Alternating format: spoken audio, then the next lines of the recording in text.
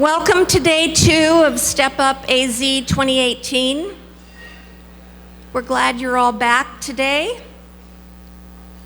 I just wanted to reiterate about our speaker tables that we'll have this afternoon. They will be out in the foyer out there, and there'll be signs on each one of the tables so you'll know what the topic of the speaker that you're going to be talking to is. And also remember that Corey Runge is going to be doing crisis, and he wasn't listed in the program.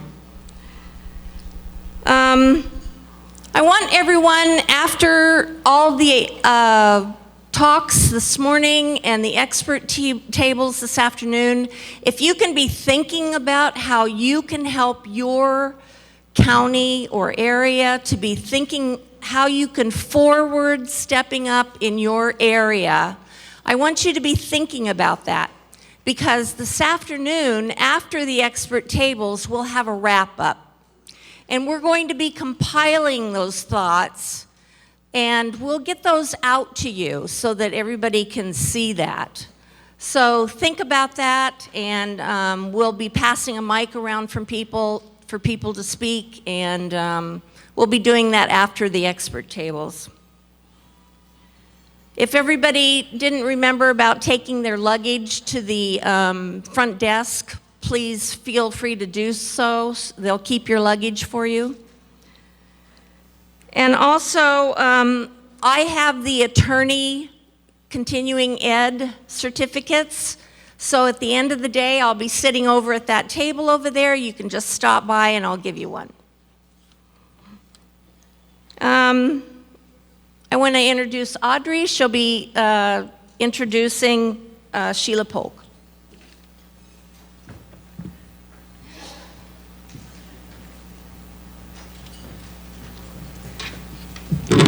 Morning, everyone. I'm Audrey Dorfman. I serve on the board of David's Hope, as well as being a member of the Yavapai Justice and Mental Health Coalition.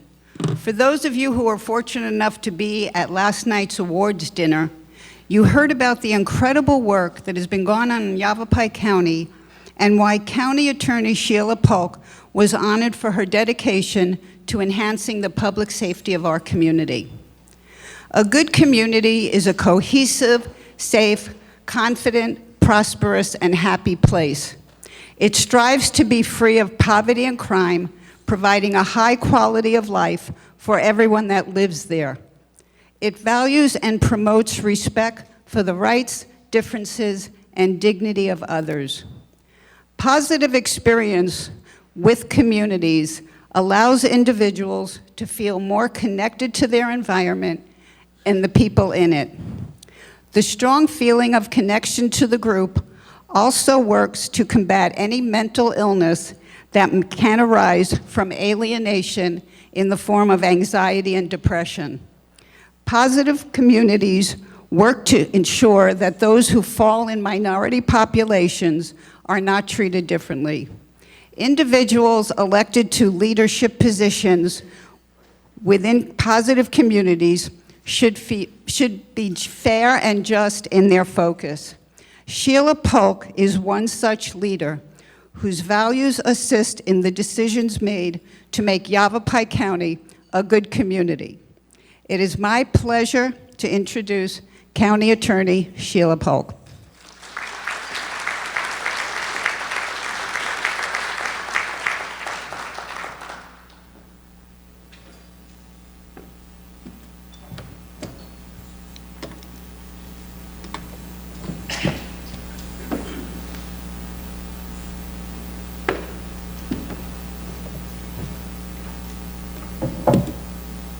Well, good morning, everyone, and thank you, Audrey, for those wonderful comments, especially about the comments about community. I'm sure everyone in this room shares that sentiment that life is about quality, and quality is about family and the community that surrounds all of us.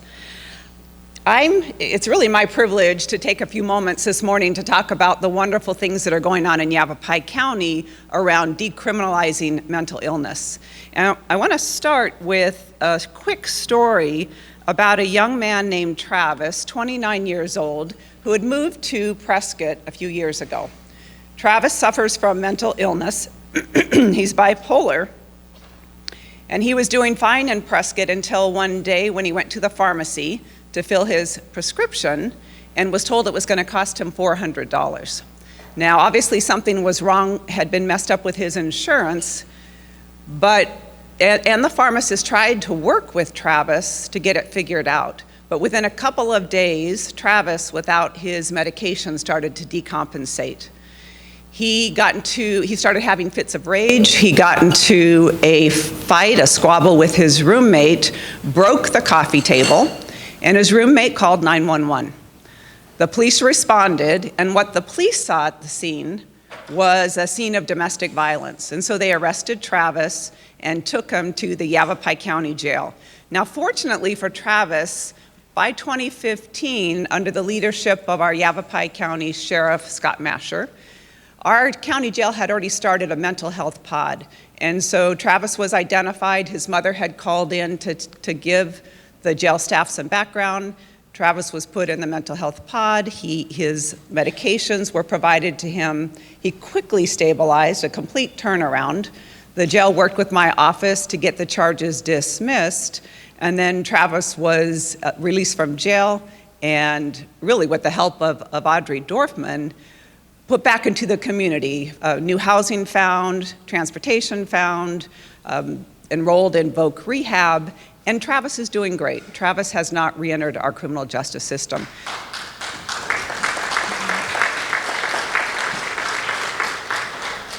But I start with that story because it illustrates, on the one hand, how far Yavapai County had come a couple of years ago. It's an opportunity to me to fast forward to where we are today, to talk about the great things we've done in the last 2 years. And then it also highlights, I think, the work that we all have to continue to do.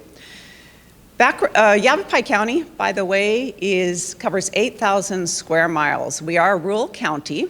We are divided by the Mingus Mountain Range. We always talk about the Verde Valley as one area, and then the Prescott side is the other area, the western side. 8,000 square miles, but our population is only 211,000. Under the leadership, as I said, of the Yavapai County Sheriff, this is a picture of our detention center, our main detention center that sits over in the Verde Valley. I love this detention center. It's very rural out there. The only thing out there, other than the jail and the court system, is the Out of Africa Wild Animal Park. So the last time I tried a case over in the Verde Valley, every afternoon you could hear the lions roaring as they were waiting to be fed. But a very, very, obviously very rural area where it is located. But let me fast forward to just a couple of years since Travis's encounter with the Yavapai County criminal justice system. Because where we are today is we have made just leaps and bounds, starting with the CIT training. You heard a little bit, a couple of our officers got an award last night for the wonderful job they're doing to get all of our officers trained in CIT, how to respond to that scene. And one might think that even Travis's situation, he might have not even have entered our jail system if the officers had been trained in CIT at the time that they had that first encounter with Travis. But the other thing we've done, and that CIT training continues, it's absolutely true what the major said yesterday, is that that's never a project that ends. But the other thing we've done in the last 2 years that I think has made a tremendous difference is the creation of these mobile crisis teams. So Yavapai County now has 2 mobile crisis teams, one in our Verde Valley area and then one on the Prescott side. Taros manages the mobile crisis team on the Prescott side, and then Spectrum is the provider of the mobile crisis team on our Verde side. But I want to just show you some of our statistics. These are Spectrum statistics, but they would hold true for Taros as well. But what this shows you, this is a period of time, and I'm going to give you these stats because I'm sure you can't read them from back there, but this is a period of time of 2.5 years from when Spectrum first started their mobile crisis team. And what you can see from this data is, and of course you all know that law enforcement is called to a scene, And in the old days, they really had no option. They had two options, actually. They had the option of taking them to the emergency room or the option of taking them to the jail. Now, as we train our officers that we have these mobile crisis teams available, that more and more they're starting to call the mobile crisis team, and more what we're seeing is that individuals are being either community stabilized or they're getting services through Spectrum or through one of our behavioral health organizations, and very few are actually ending up going to jail. So for example, in this is Spectrum's data for 2 years and 2 months of the total number of contacts. The total number of community contacts are 3,197. And of that number, routinely, 50% are being community stabilized. 10 to 14% are voluntarily admitted to psychiatric hospitalization, and 5% are involuntarily admitted to psychiatric hospitalization, 4 to 5% admitted to medical hospitals, and 4% going into detox. But of that number that I gave you for 2.5 years, 3,197 responses by Spectrum, over that 2.5 year period, only 15 individuals ended up being arrested and taken to the Yavapai County Jail, which is pretty incredible considering what happened when law enforcement didn't have this option. And let me break it down further for you, specifically for those individuals that were law enforcement involved. So this chart shows you just the 2-month period for Spectrum in 2018, so February and March of 2018, where law enforcement involved cases. We had 70 instances where law enforcement called Spectrum in 2 months. 53% of those individuals were community stabilized. 23% were voluntarily admitted to a psychiatric hospitalization. 3% court ordered into psychiatric hospitalization. 1% to detox. 14% went to the emergency room after all. 1 person declined services, and out of the 70 contacts with law enforcement in a 2-month period in the Verde Valley, only 1 person was arrested. So think about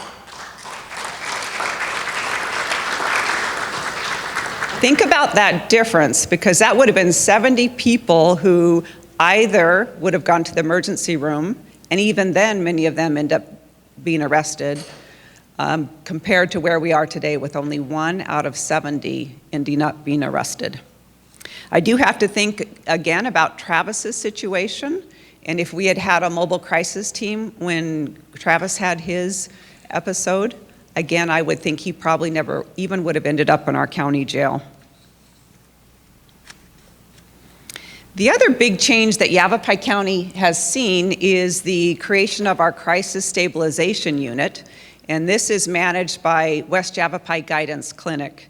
They opened the CSU, Crisis Stabilization Unit, they opened it on June 21st of 2017.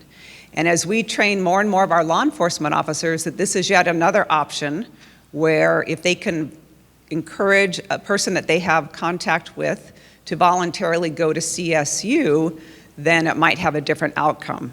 And again, the statistics for CSU are pretty amazing.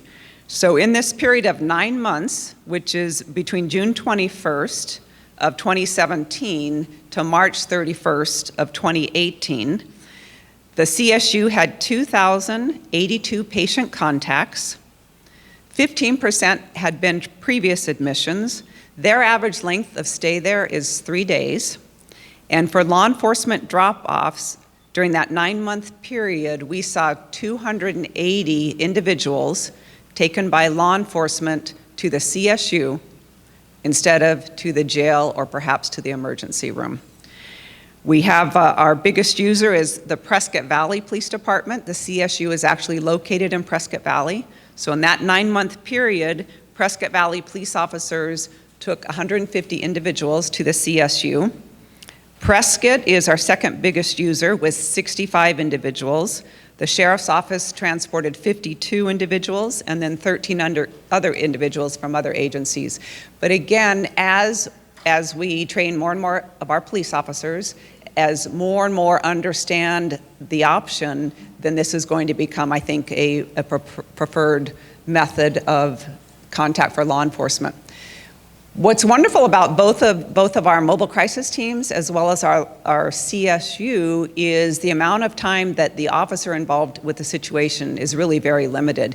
It's about a 5-minute interaction at the CSU for law enforcement. There's a backdoor entrance, and once the patient has entered the door, the law enforcement officer does some minimal paperwork and then can get back out on the street and back out on patrol.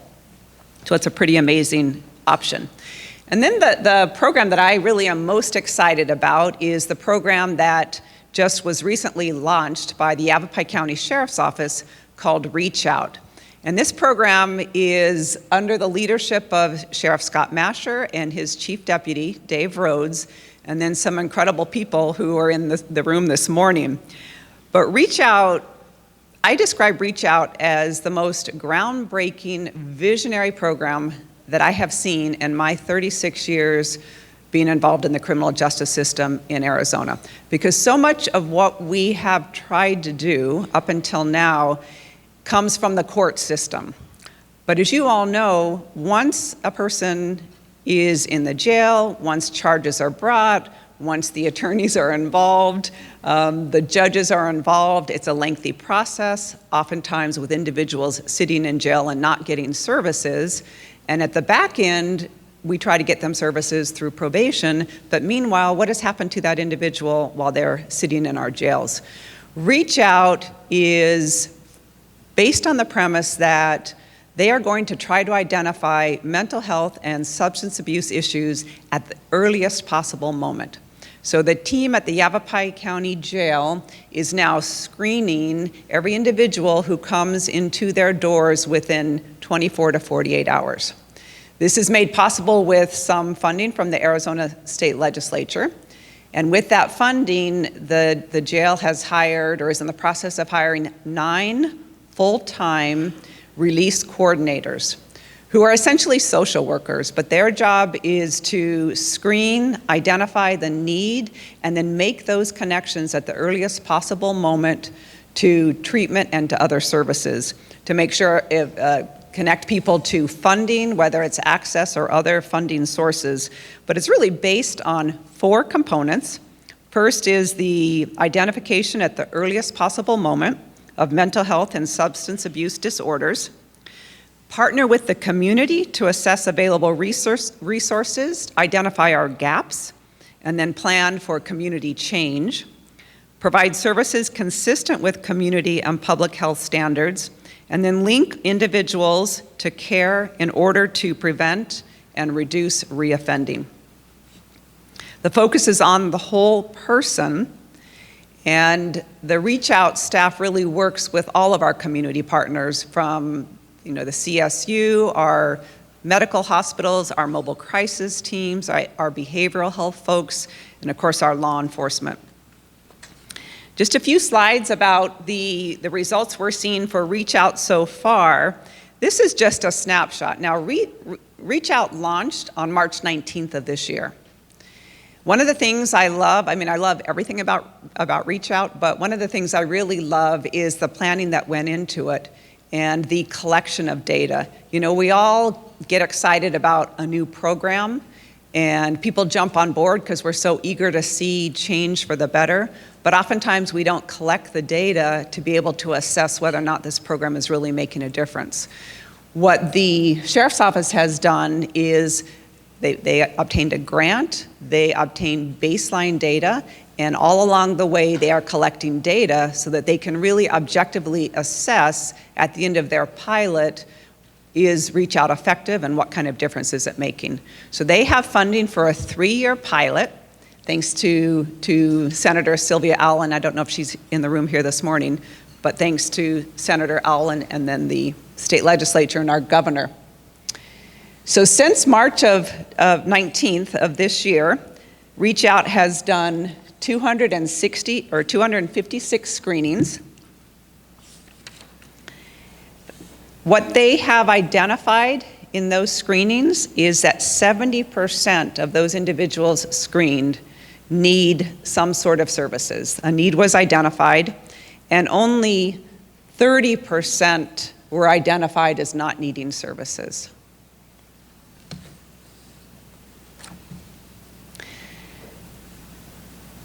They identified 24% of those screened as having mental health needs. And what's interesting to me about that statistic is that's very consistent with what the Arizona Department of Corrections finds as well. Their statistics on their website show that 25% of prisoners in Arizona state prisons have mental health needs. But our reach out staff has identified 24% of those screened as having mental health needs, 22% having substance abuse needs, and then the others on this pie chart include employment, veterans, transportation needs, housing needs, individuals identified with ACE needs. They're matching people with children with big brother, big sisters, which is a really cool component, and then also with community coaching.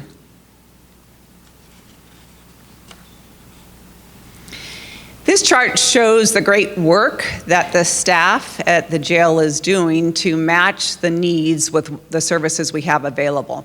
Now, there's a gap here between needs identified and the ability to link them with services. Partly that's because the program has just launched, and so the staff is continuing to make those connections out in the community. And then also, I think the good thing about the data that we're collecting is that it will ultimately show us where are the gaps in Yavapai County, and then give us some strategies to try to fill those gaps and fill those needs. So what this chart shows you, that column to the left, the orange is the need identified. And so of the screenings, 119 individuals were identified as needing mental health and substance abuse treatment. And of 119, the staff was able to connect 46 of those individuals to services so that upon release, these individuals could go right into services. So that's the good news. And then it also shows us the work that needs to be done and making sure that we can meet those needs out in the community. The second column is the need for housing. 32 individuals identified as needing housing, and then the jail staff was able to make 18 connections, which I think is awesome. You know, in the old days, we released individuals from the jail just right back out on the street. And as we all know, so many of those individuals ending up homeless or just cycling right back into our jail. So how cool is it that staff at the Yavapai County Jail is releasing individuals who need housing and connecting them to housing services in our community? The third column, 49 individuals identified as needing transportation, and 17 connections made. 14 individuals identified as veterans, and 13 of those 14 connected to veteran services in our communities. 39 identified with employment needs, with 27 connections made, another awesome statistic. 38 identified with needing community coaching, and 12 connections made. And then that last column, which is really cool, is we all know that when individuals end up in our jails, oftentimes there are children back in the homes who now have lost the mother or the father figure.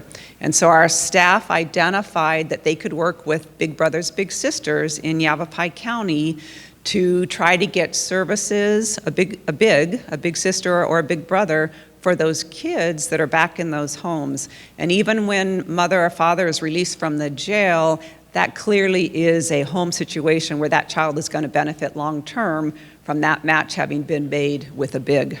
So that's a really cool statistic as well. The jail is collecting data, as I said. It's a 3-year pilot, and our hope is that with the data we collect and with the model that the staff is developing, that we have something that other counties, and in particular rural counties, can look at as a way to address the needs of our inmates, the needs of the folks coming through our doors, particularly mental health and substance abuse needs. And then our hope is that we can reduce the reoffenders, reduce recidivism by stabilizing these individuals in the community and then not seeing them again. I am up here as a cheerleader for this program. This is not my program. I am not the one who deserves to get credit. It truly is the leadership of the Yavapai County Sheriff and his Chief Deputy. So I'm going to give you a few names, and I want these folks from Yavapai County to stand up, and you can see who they are. Plus, if you have questions, want to make connections with them, then you can do that.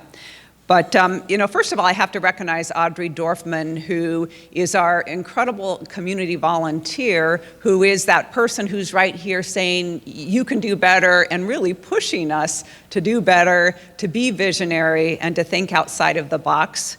So we have Audrey, we have, the funding with the leadership of Senator Sylvia Allen was amazing. We have the support, we've got from our Board of Supervisors, Jack Smith, who's been very supportive of the work that we're doing.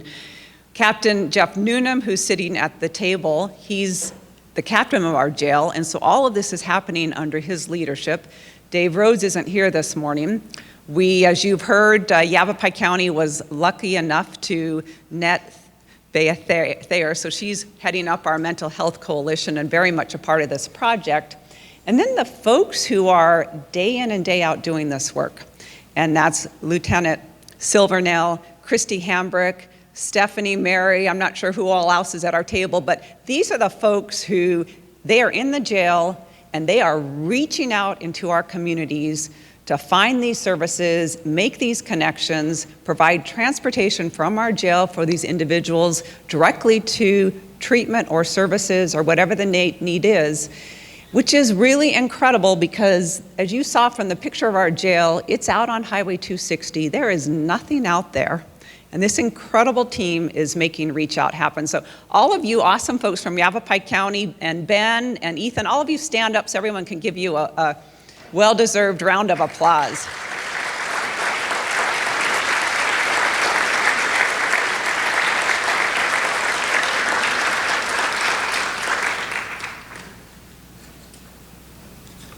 So I want to touch on a couple of other things we're doing in Yavapai County as well that are helping to make a difference. MATForce is our Yavapai County Substance Abuse Coalition that we formed back in 2006. In 2011, MATForce launched our Yavapai Reentry Program. And the goal is to reach out to individuals who are leaving prison who have identified Yavapai County as their place of residence. And so we reach out to the individuals while they're still in prison. We offer them services of our reentry program. And for those who want it, when they come back into one of our communities, they are partnered with a community coach. And then the community coach serves everything from being their champion, being their advisor, helping them with employment, with writing that resume, help find them housing, transportation, services in the community. The Reentry Project has some amazing statistics so far. The recidivism rate in Arizona for folks leaving prison, the chances of them reoffending and ending back in one of our state prisons is about 34% within 6 years. That's a very dismal, disappointing recidivism rate for Arizona. For folks that enter Yavapai Reentry Project, since 2011, we've had 189 individuals leave state prison, come back to one of our communities, get a community coach, and since we started the program, of those 189 individuals, only 15 have reoffended. So that's a success rate of 92%, which is really pretty amazing. The Reach Out folks reached out to Yavapai Reentry. And so our latest effort is to see if we can extend our community coaches and the work we do through Yavapai Reentry and match individuals who are leaving jail to community coaches to help them again get through that challenging period of time and not reoffend. Another project of MATForce is our Overdose Fatality Review Board. We launched this project in 2016, really in response to the opioid crisis. And what we wanted to look at was, what are those underlying factors that result in individuals in Yavapai County overdosing and dying on substances? And our goal is to identify what are the commonalities, and then identify gaps in services in our community, and try to figure out, how could we have prevented that death? Is there something that we could have done differently? And if yes, can we change it and make it better to reduce the number of drug overdoses in our county?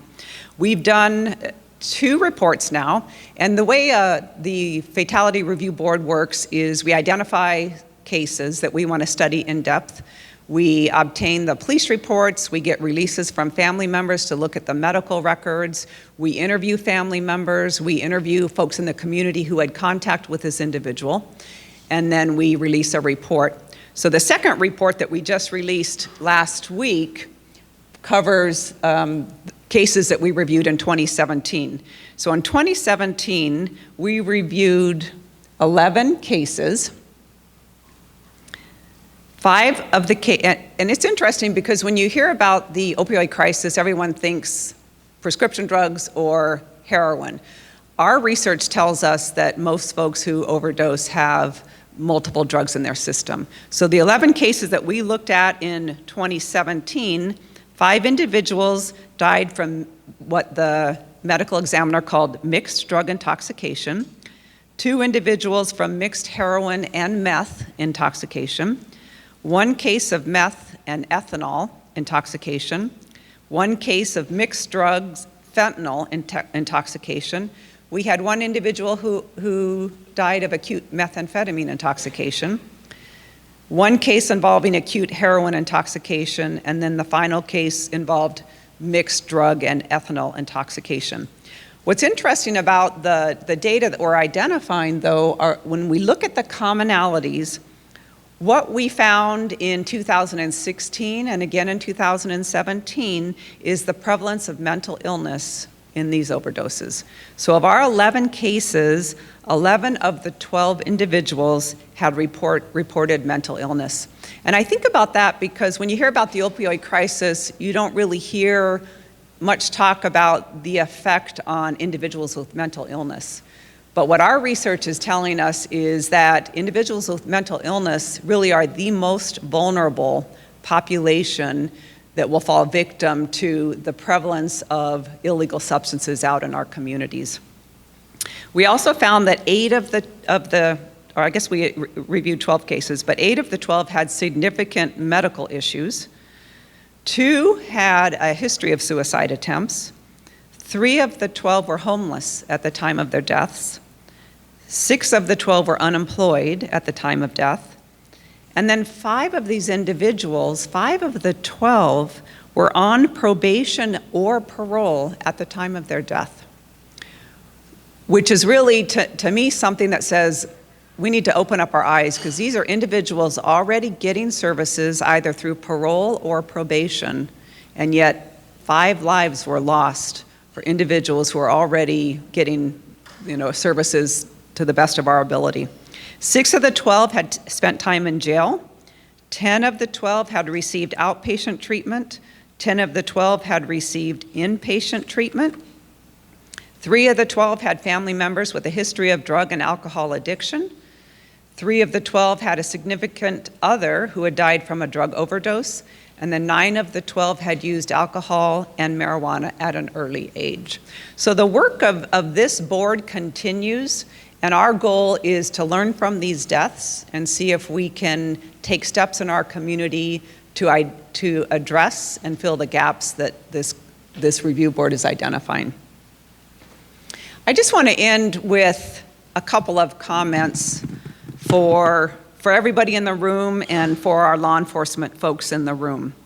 Because we know that with any problem that we face, although the emphasis and the attention falls on law enforcement, what we know is all of these are community problems that law enforcement alone cannot cannot address, cannot save. And that's why these partnerships between all of you in the room and with our law enforcement folks and with our prosecutors and with our courts is so important. But I think about our law enforcement officers, and I just want to invite you for a moment to think about what we ask of them.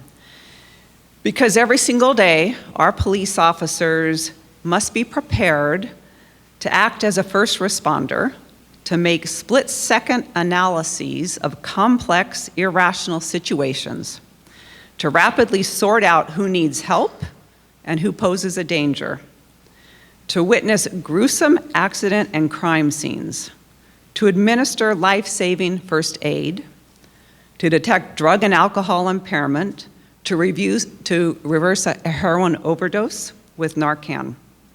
And we ask our law enforcement officers to become experts on a wide variety of topics, including mental health and substance abuse and domestic violence and terrorism and geography and animal control, to identify drugs, to learn and be familiar with a myriad of laws from federal to state to county and local laws. They must know weapons, they must know self-defense, and they have to have, and we ask them to have, an intimate knowledge of the people, places, and things in their communities. We ask them to memorize stacks of legal standards. We ask them to compose mountains of reports recalling every detail of their work, and to become masters of the legal system, where we call upon them to take the stand and tell their stories, recalling every detail and always testifying with the utmost of veracity. We ask our law enforcement officers to run toward danger when the rest of us retreat. And yet we tend to only hear about the work of our law enforcement officers when they do something exceptionally well or when something goes terribly wrong. And in today's climate, it feels like we hear a lot about the few individuals who do something wrong. And yet the day-to-day work of our law enforcement officers, the stories you heard last night in our award ceremony of those incredible things that they do, those are really the reality of what they do every day, and so much of it goes unnoticed. And so I loved last night's ceremony because what I love is this partnership between everyone in the room, and the way everyone in the room and David's Hope recognizes that law enforcement, that they're not the enemy, but they are our partners, they are our collaborators, and that they are our protectors. I especially applaud David's Hope for being a leader and recognizing that partnership and that collaboration, and being there with us by our side, pushing us always to be better. And so I just want to end my comment first with saying thank you to all the law enforcement officers here in this room. We all recognize the incredible work that you do every single day, day in and day out, when no one else is watching. And then I want to say a special word of thanks to David's Hope for recognizing the incredible work that law enforcement does and recognizing the importance of collaboration and a partnership with law enforcement so that together we can make our communities a better place for everyone. So thank you to all of you, the incredible work you all do, and thank you to David's Hope in particular.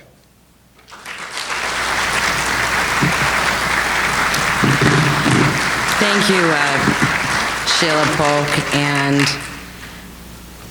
what an honor it is and how exciting it is to see one of our county attorneys, and truthfully, Sheila, I mean, you're not a county attorney that's thought of as a softie. So to have you here in the leadership, it's just so, I guess it's probably typical of you and the way you've always done things. You've always done things methodically and working for the cause of justice. So to see you here as a leader here in this stepping up a movement across Arizona, I just can't thank you enough. And I also want to talk about how much we do appreciate law enforcement. And one of the reasons we're doing this is because it was really easy to do. I mean, it's just natural to want to thank law enforcement. Many of us as family members who have loved ones involved in the justice system, in Maricopa County, we'd be lucky enough to find perhaps our loved one on probation with the probation department that specializes to help people with mental illness. So Maricopa County is, they're all just a bunch of heroes to me, the probation department that they have that follows those folks. And I had interacted with those personally, as my son David had been in the system there. And unfortunately, there were many times that the help we needed came because of the work of the adult probation department, not through our mental health system. And I think that's what impacted me so much, to realize that necessarily your title is means as much as your mission. So, and sometimes titles can be deceiving. So I just want to emphasize the importance, as you said, of this continued working together for the common cause of justice. Justice and mercy and public safety, so that people don't continue to cycle through the justice system, coming back to us sicker than when they first went in. And I apologize again, I didn't introduce myself. There's a few people that weren't here yesterday. I'm Mary Lou Burnsig, Director of David's Hope. And I just want to welcome you all for being here for the second day. We're going to have a great time today. And I want to mention Captain Noonan that Sheila had mentioned is also going to be operating one of our expert tables this afternoon. So take advantage of that opportunity to meet at his table and spend some time getting to understand what their work's entailing and connect for future opportunities to learn from each other.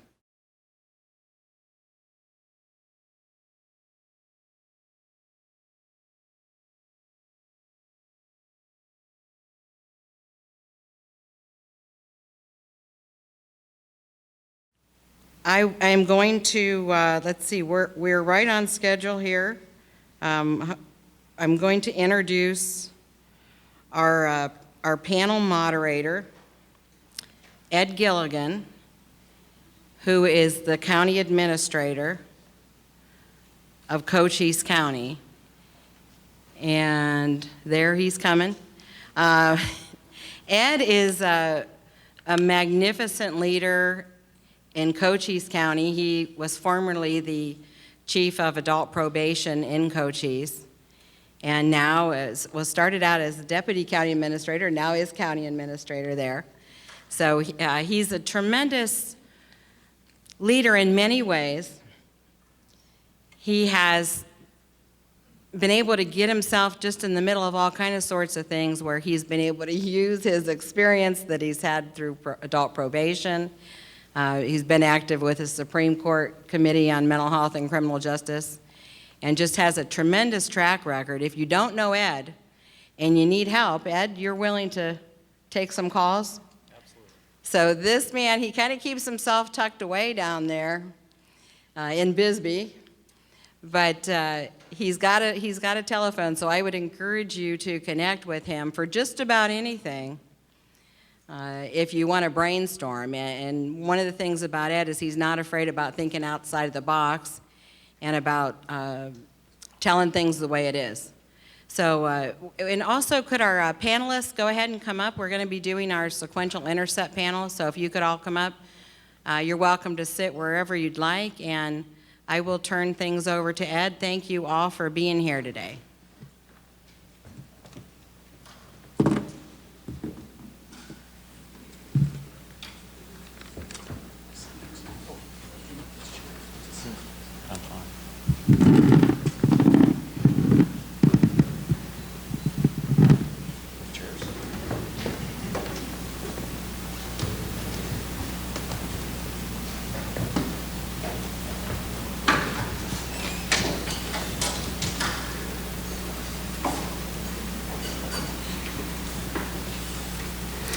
So, and I appreciate the introduction, Mary Lou, but today I am simply the conductor of an orchestra.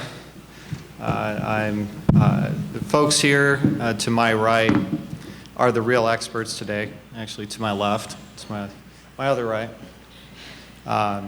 They're the real experts today, and we've got 5 panelists.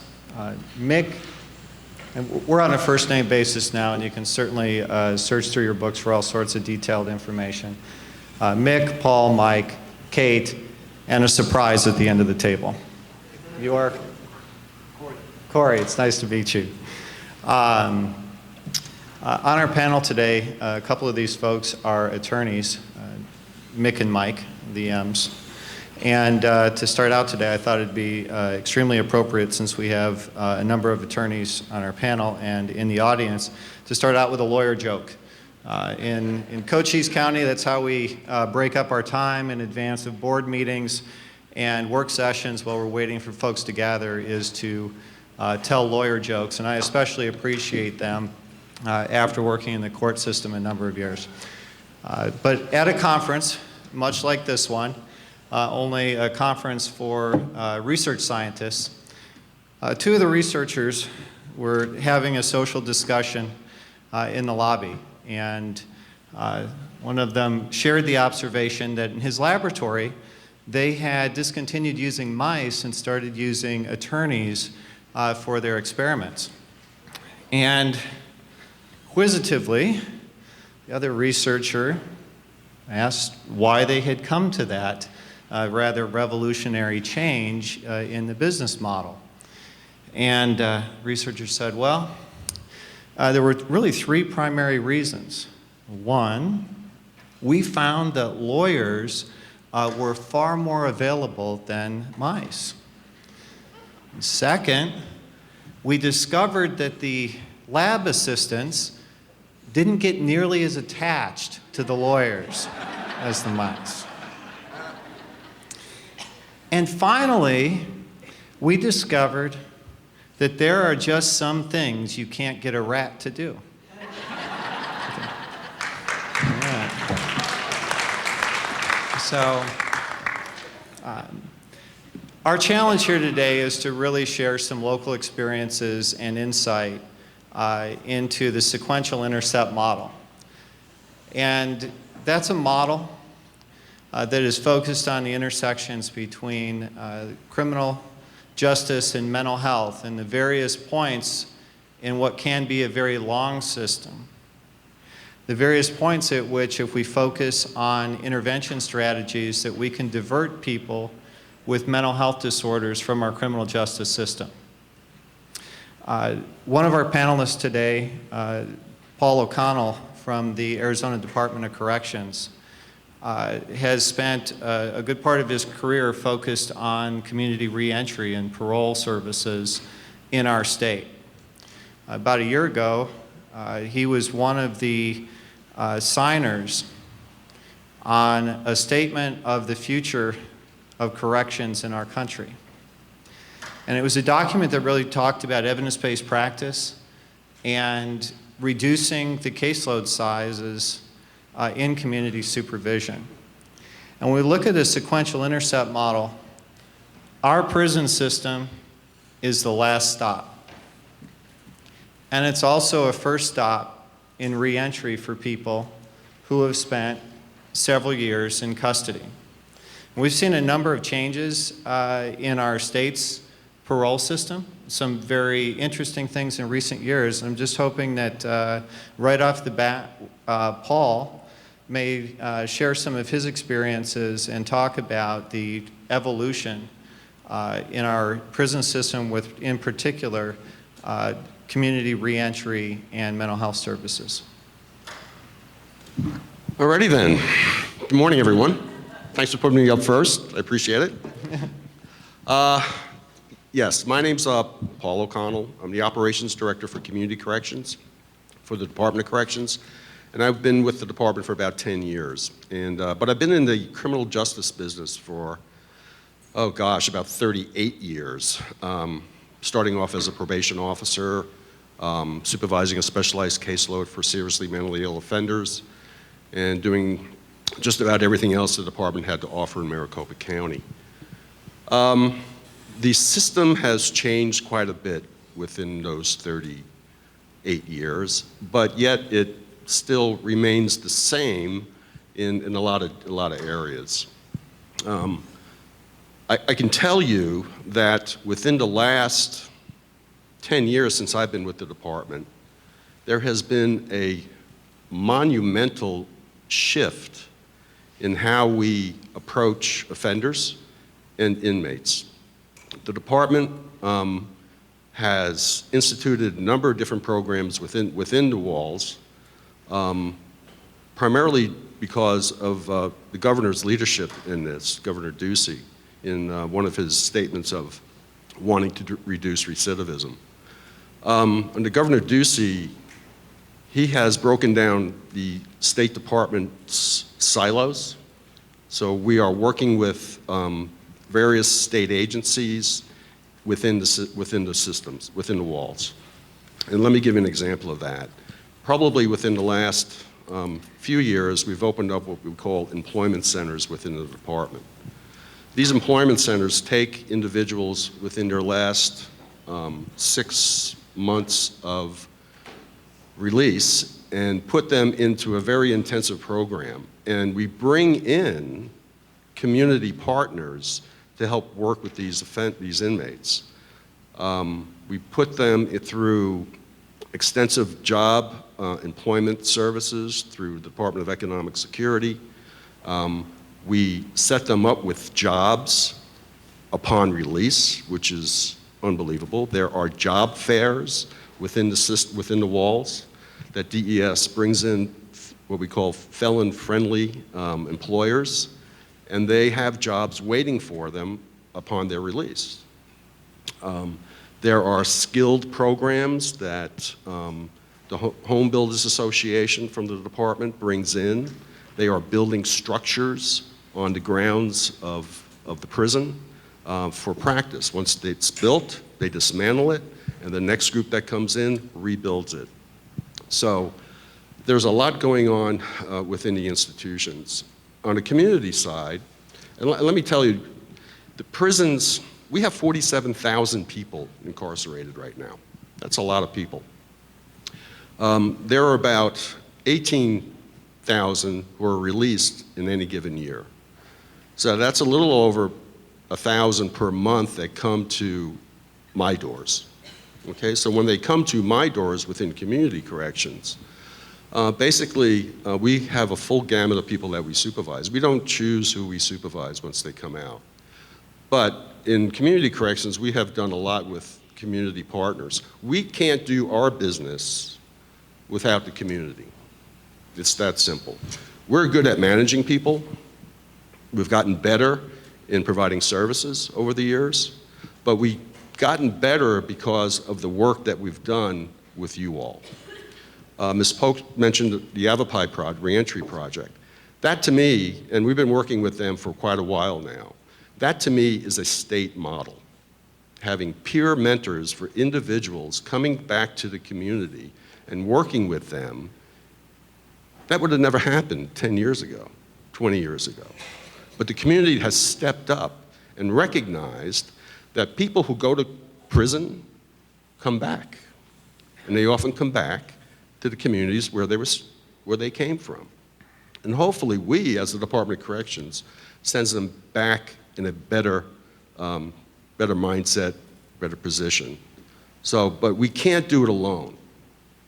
Okay, the recidivism rates that Ms. Polk has spoken about is phenomenal, and she's to be congratulated. Yavapai County should be congratulated. But we need more of them.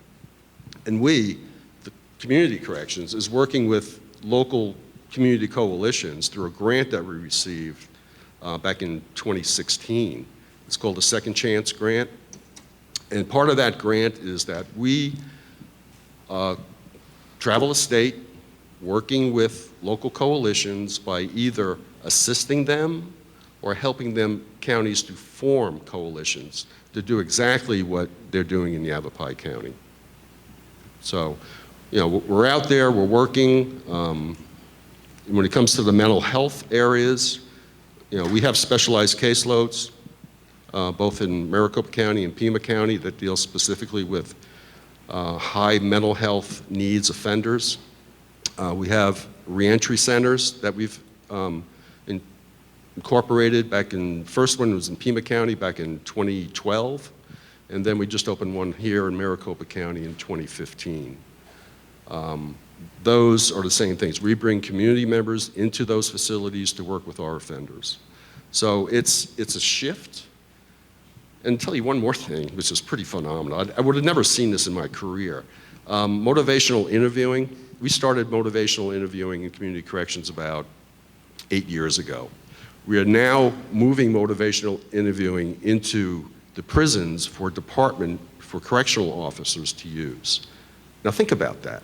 Correctional officers using motivational interviewing in dealing with inmates. That would have never happened. Never happened. Think about that. But it's a different way of approaching individuals. Instead of, don't cross that line. You're going to get violated for this. You're going to get violated for that.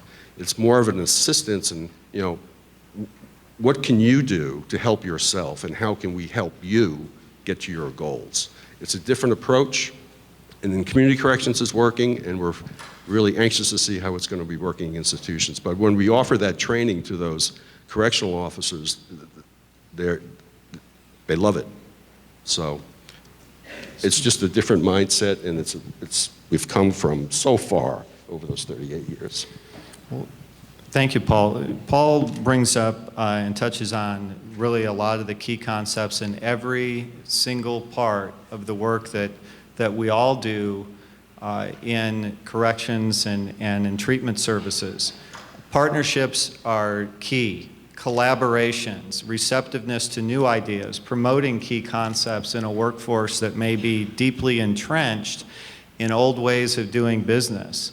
But it really, and drawing on that, the mention of partners are needed in every step to expand services. The work that Kate and Corey do is at the other end of a spectrum. In community services, Kate has spent much of her career working at times for the REBA, at times and currently for the prosecutor's office in Pima County, and in being involved in the development of new programs and enhancing some training services. With increased focus in recent years in building a model of intervention services and development and realization of a key intercept is the zero intercept, one where prevention services in a community are strong and accessible. Kate, if you take some time to kind of talk about some of the new programs that are happening in the Tucson community, and then we'll tap Corey for some insight at that first level of intervention with police work. Well, thanks, Ed. Good morning, everyone. I think some of you guys are still traumatized by my jokes last night. Somebody came up to me this morning and said, I just got the toast one. So, sorry about that. Thank you very much, Ed, for the question and for facilitating again. He's a wonderful moderator.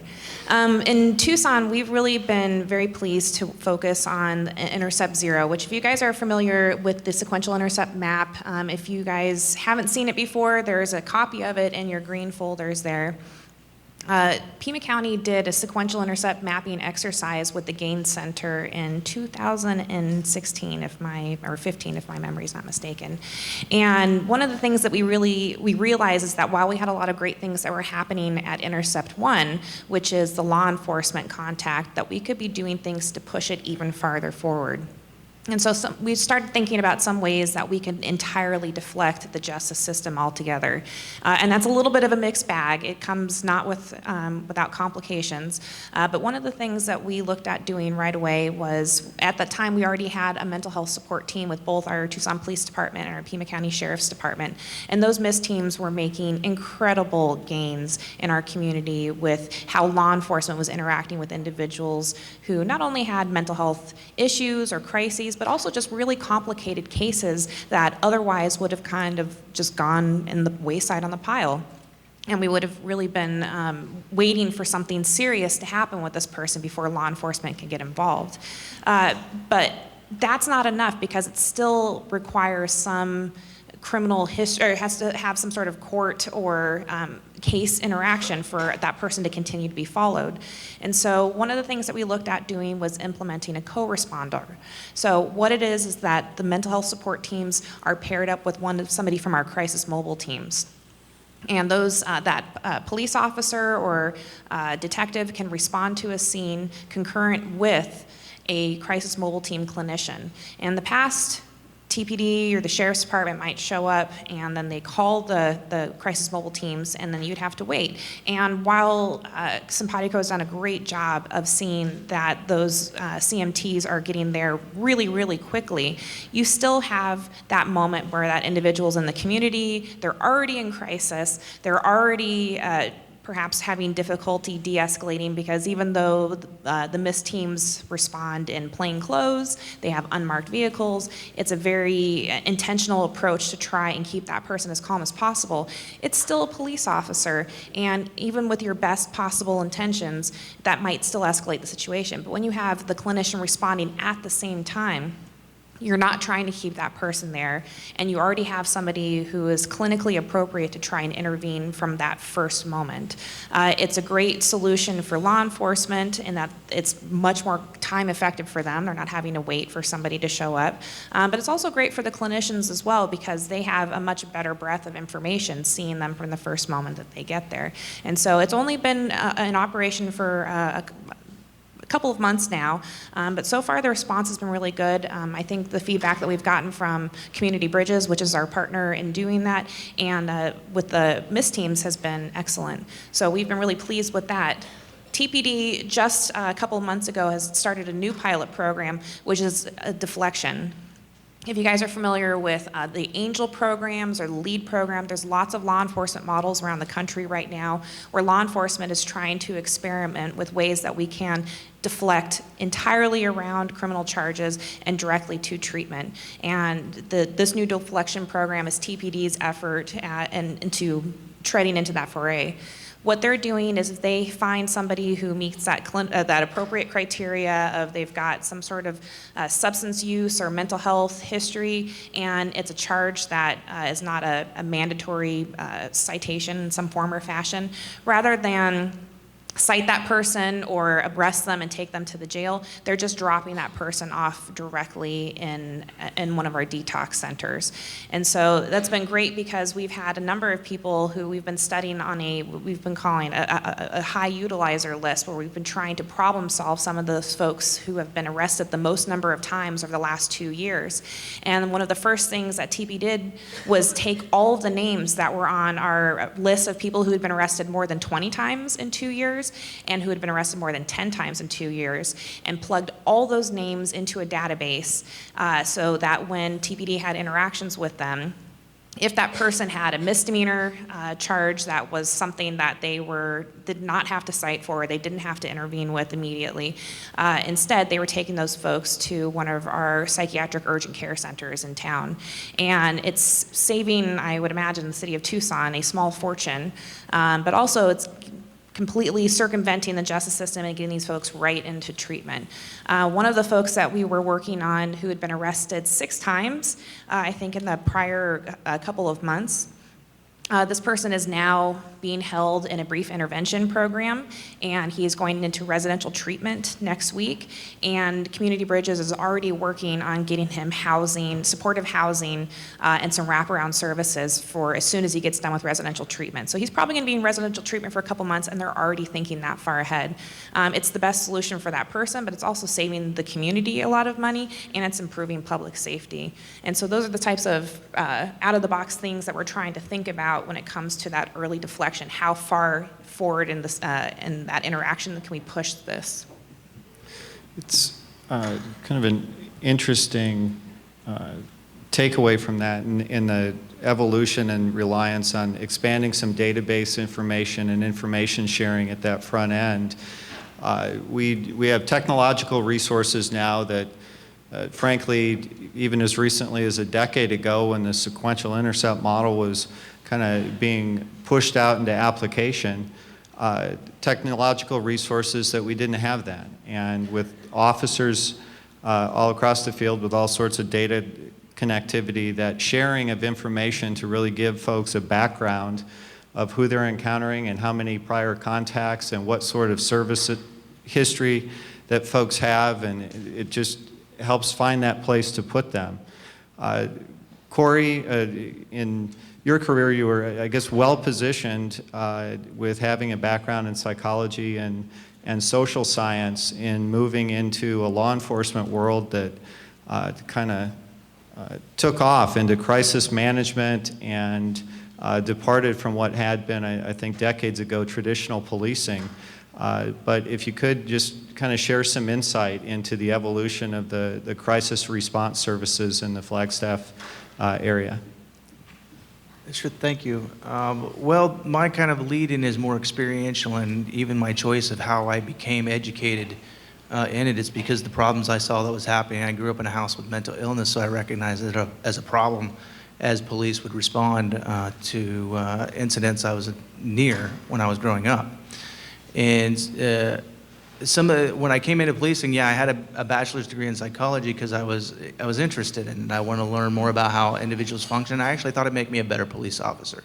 So I completed my psychology degree while I was a police officer at those beginning levels.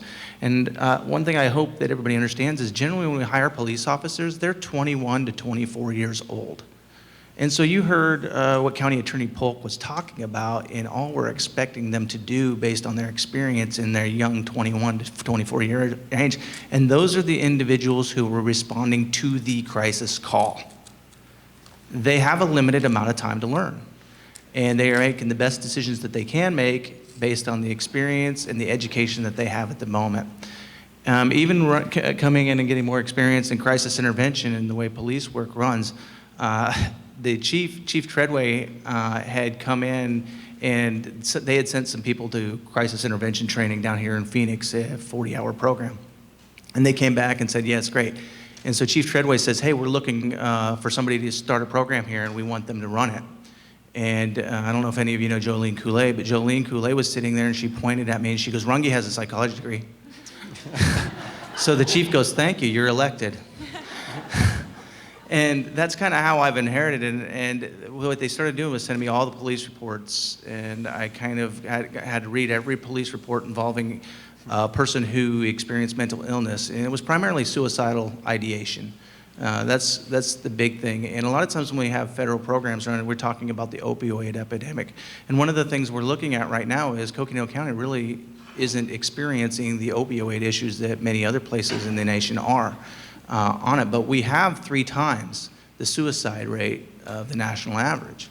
And so one thing I hope that all of you leaders remember as you bring this forward, it has to be community specific. Every program, we can talk about the sequential internet, the Stepping Up initiative, and they have to be broad enough to allow the local communities to look at what they have and use those same resources to different areas. It has to be variable so that the experts of that community can use these type of resources in the best way for that community. It has to be locally focused. And many of the things that we look at, we talk about, yesterday somebody mentioned Maricopa-centric. Maricopa-centric, it's because a lot of things are down there. There's more funds per capita of for mentally ill people in metropolitan areas than there is rural communities. But it's more expensive to provide those kind of services to rural communities because of the vast distances people have to travel.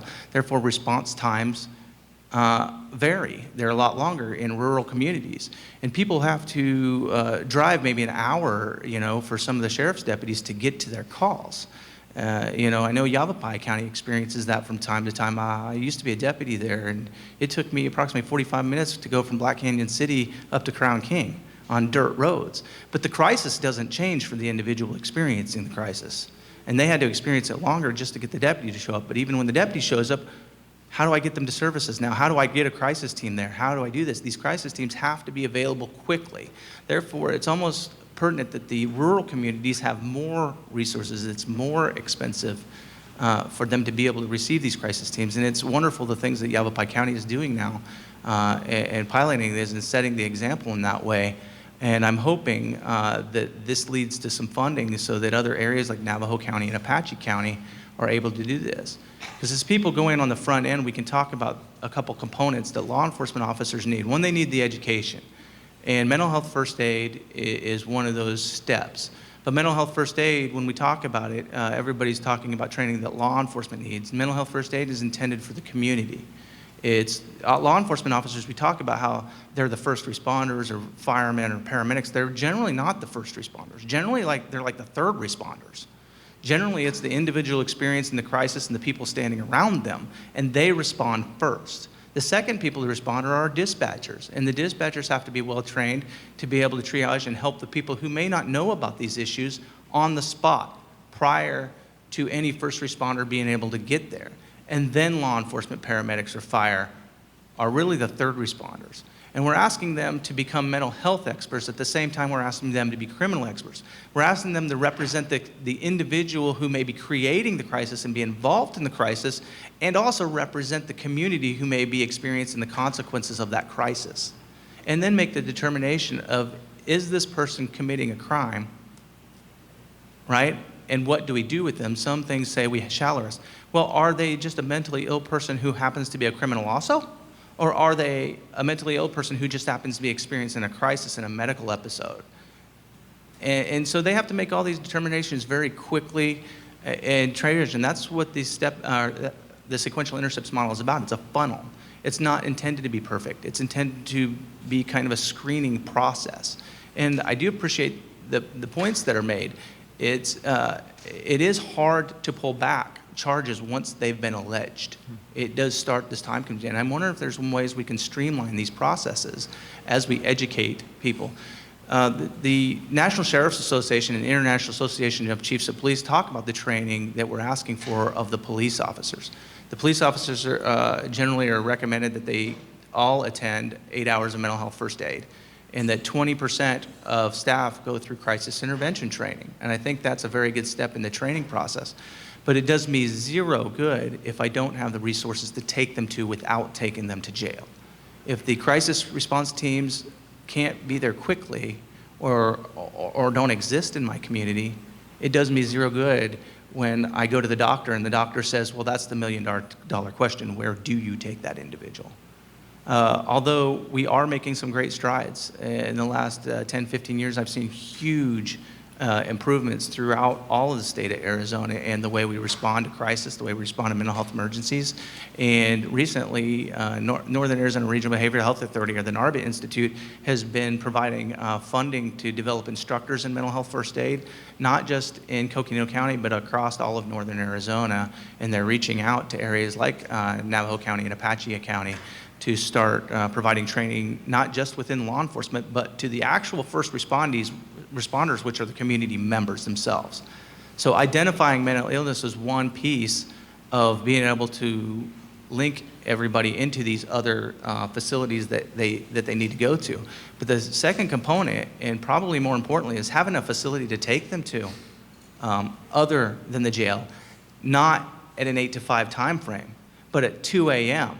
involved in a domestic incident when, you know, our staffing is at its lowest, and so is everybody else's.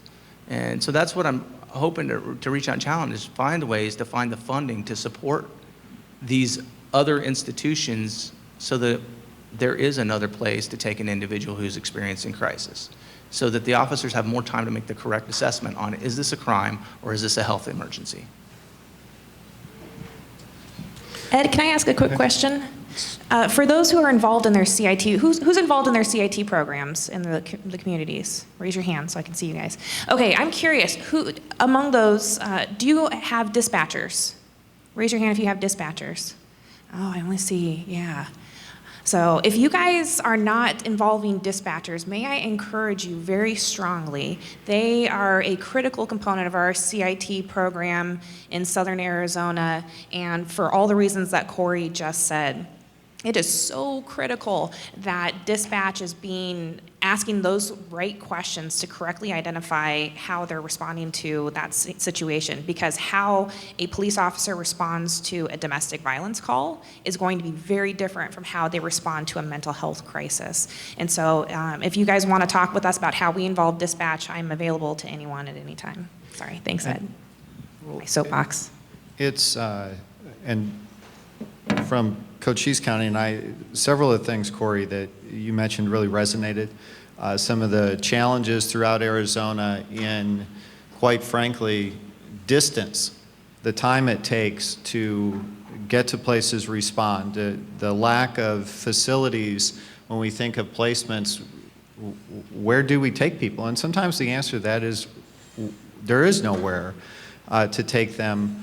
And that's where the cycle of, well, it's the jail begins. And so, Kate, to the question about dispatch, when you asked that, and I thought of dispatching, the emphasis in rural areas is almost greater than in metro areas, because when time is a major hurdle and it's going to take that a while for an officer or a crisis responder to actually get to the individual who's in crisis, having a dispatcher at the front end of that who is trained and knowledgeable and can start using some of the skills that we're teaching our field officers and other professionals is really, really important. And that's one of the lessons I'm going to take home to Cochise County. So I really appreciate that.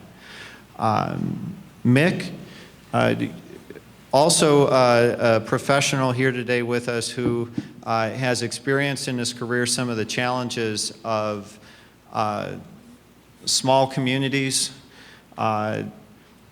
being a available and resourceful attorney willing to do anything.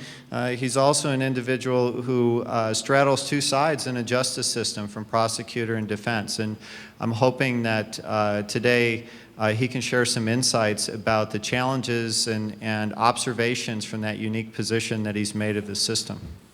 Hey, good morning, everybody. Hope everyone's well.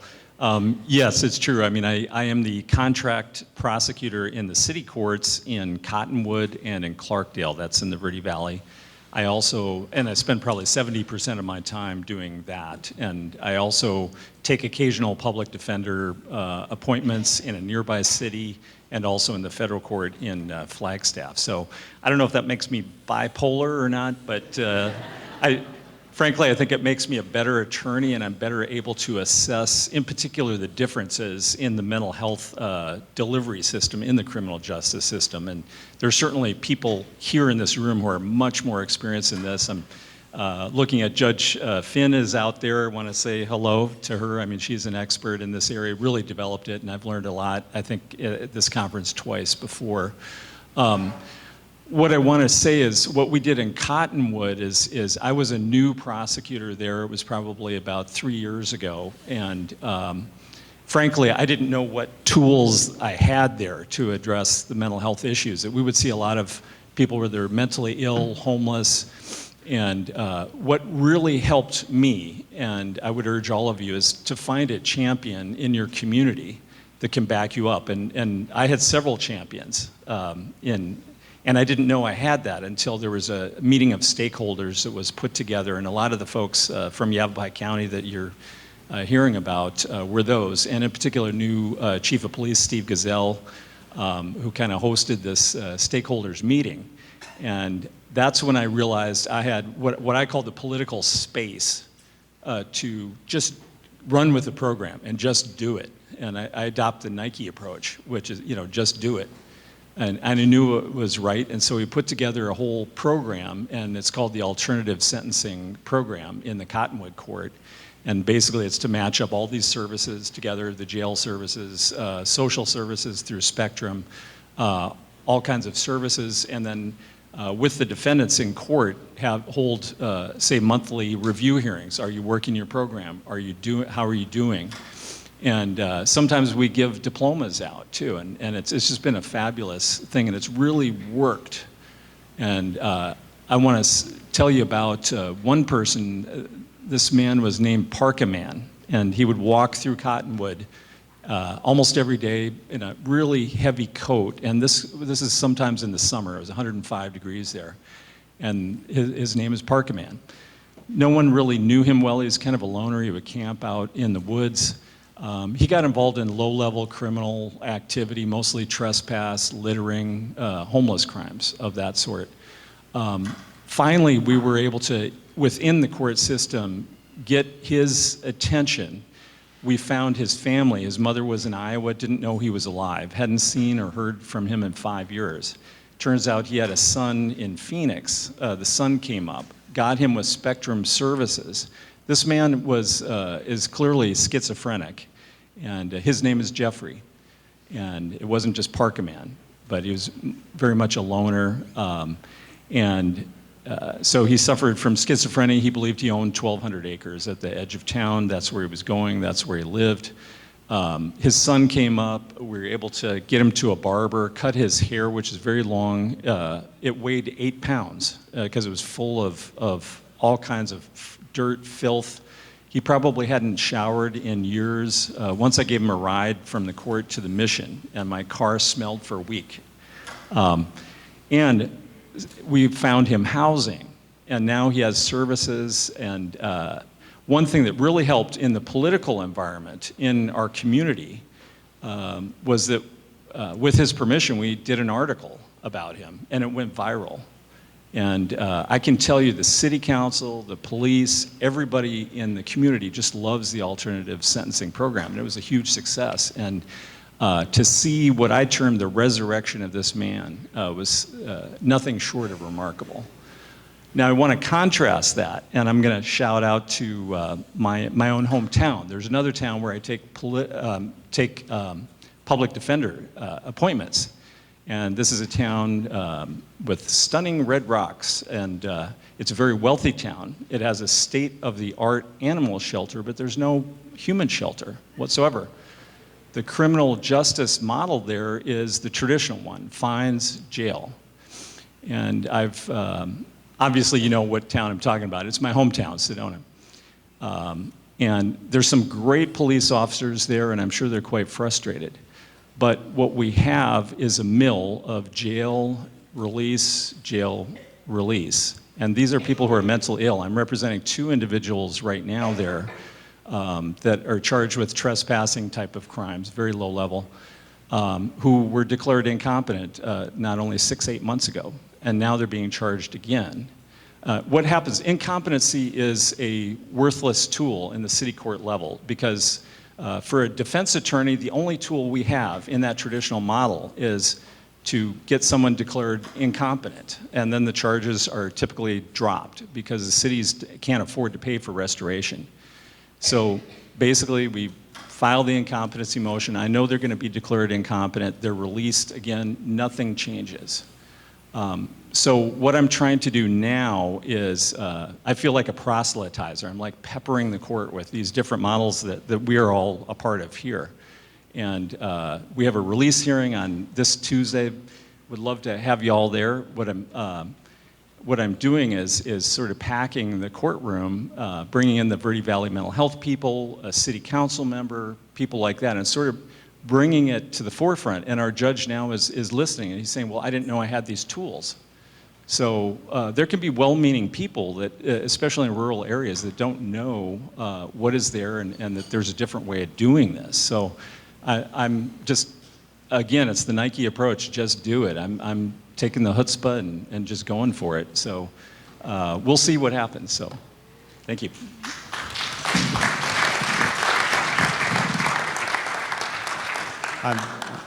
Honestly, Mick, I'm surprised with the power of the vortexes that there are any problems in Sedona. It's gonna take me a while to process that. My entire image of Sedona is shot. That was a public service announcement too. So, right, a Bisbee tourism announcement, exactly. Thank you. So. In the terms of attorney work in the state of Arizona, I think that our final panelist perspective is the other end of a spectrum. Mike works in the largest county attorney's office in the state, in the Maricopa County, the largest metro area in our state, the highest case volume. From the outside, I think folks look at a Maricopa County and say, my word, there's just resources everywhere. And Mike finds himself in his work managing a number of special programs and working to build networks and really focusing in the area of recidivism reduction in what is frankly an extraordinarily large system of courts in Maricopa County. So Mike, if you would just share some of your observations of our systems, things that are happening in Maricopa County that are positive, and maybe some of the things that still need some improvement. Sure, thank you very much. I am the Special Assistant to the Chief Deputy at the Maricopa County Attorney's Office, and on behalf of Maricopa County, Bill Montgomery, I'd like to welcome everyone from outside the great state of Maricopa to our great state today, as it's affectionately referred to. As mentioned, I mean, we have about 4 million people right now in Maricopa County. That's a lot of people. It actually makes us about the 3rd or 4th largest jurisdiction in the entire nation. So to just kind of give you an idea of the amount of volume that we get, we get submitted about 35,000 felony cases a year at the Maricopa County Attorney's Office. We file roughly half those. So that's a lot to review. We have roughly 300 attorneys in our office, most of whom are prosecutors. So it's a big, big volume. And when you look at the DOC population demographically, 60% of the people, I think it's actually 62%, they can probably correct me if I'm wrong, or the exact number here. And then most of them are released back into Maricopa County, because most of them actually come from Maricopa County. So it's a big challenge, and there are a lot of resources here, but there's also a lot of people. And I just want to kind of go into, I have a unique opportunity in that County Attorney Montgomery assigned me initially to Smart Justice, which is the county initiative that was started about 7 years ago, maybe 6. I'm sure Dawn can correct me back there, the exact timing. But, and that was looking at reentry for the jail population. And then County Attorney Montgomery is one of the chairs of the governor's Arizona Substance Abuse Partnership. And there's a recidivism reduction working group that he asked me to chair as a subgroup of that. And that focuses on overseeing the Department of Justice grant funding that we got. And that's a statewide, and that primarily looks at the prison population. So one of the unique aspects of what I'm doing is that I get to see what's going on at the county jail levels with respect to reentry, and also around the state with respect to reentry. And I have to say that when I went to law school and I decided I wanted to prosecute, and I went to the Attorney General's office and this is not something I thought I was going to be doing, but it's very interesting work. And the first time I was really actually exposed to it, I'll share with you a story that I haven't really told before, is I had the great honor to work in Senator McCain's office in Washington in the spring of 2008 while I was a law student as a legal fellow. And you may not know this, but like people who write books send copies to senators. Like literally a room in his office was full of books that people had sent just wanting him to read it. And there were too many for any single human being to read. So the staff often would take one, and I picked one up, and it was called, I think, The Mentor and the CEO. It was written by Tom Pace. Has anyone read this book? Anyway, it's kind of based on real events, but it's fictional, and this CEO in Oklahoma goes to a church, and the church is dealing with former inmates, and he mentors this kid, Tony, who had been in trouble with the law, and says, you got to get on with your life. You got to start a business. You got to do that. And I think if I recall correctly, Tony's first business, he just got a shovel because he couldn't afford anything else. And he was digging holes for people. And then he grows from there and everything. And my understanding is it's kind of like based on actual events with that CEO. And this guy who wrote the book, he's the CEO of a corporation called Pace Butler, which is based in Oklahoma. Quick read, easy thing. But I said, you know, that's really interesting. And so I look at that and the things that we're doing now, I kind of call them low-hanging fruit. Because when you think about it, that's what a lot of the stuff that has to happen is, right? We're really good as a system with taking a case and looking at it individually as to whether that person's guilty or innocent, right? And then even getting a sentence. But beyond that, you know, there are basic things that just weren't happening. So the person does their time, they get released, whether it's from jail or somewhere else, and they don't have any support system, they don't have anything else going for them.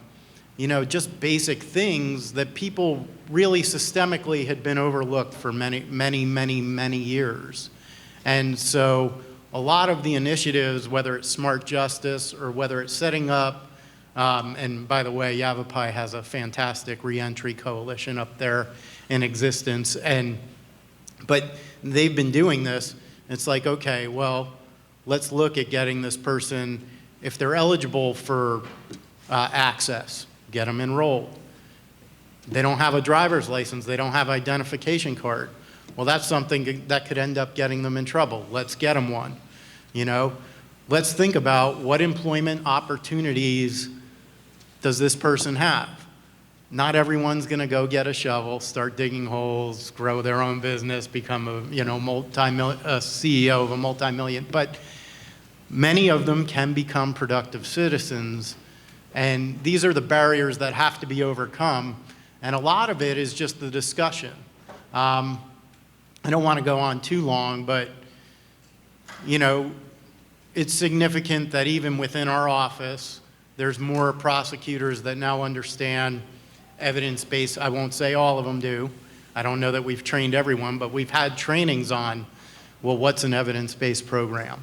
What's a risk assessment, right? And then one thing in our office, which we do a lot of and is huge, one of the major cases, well, I would say the single major type of case, we get about 5,000 a year of just possession cases of illegal drugs.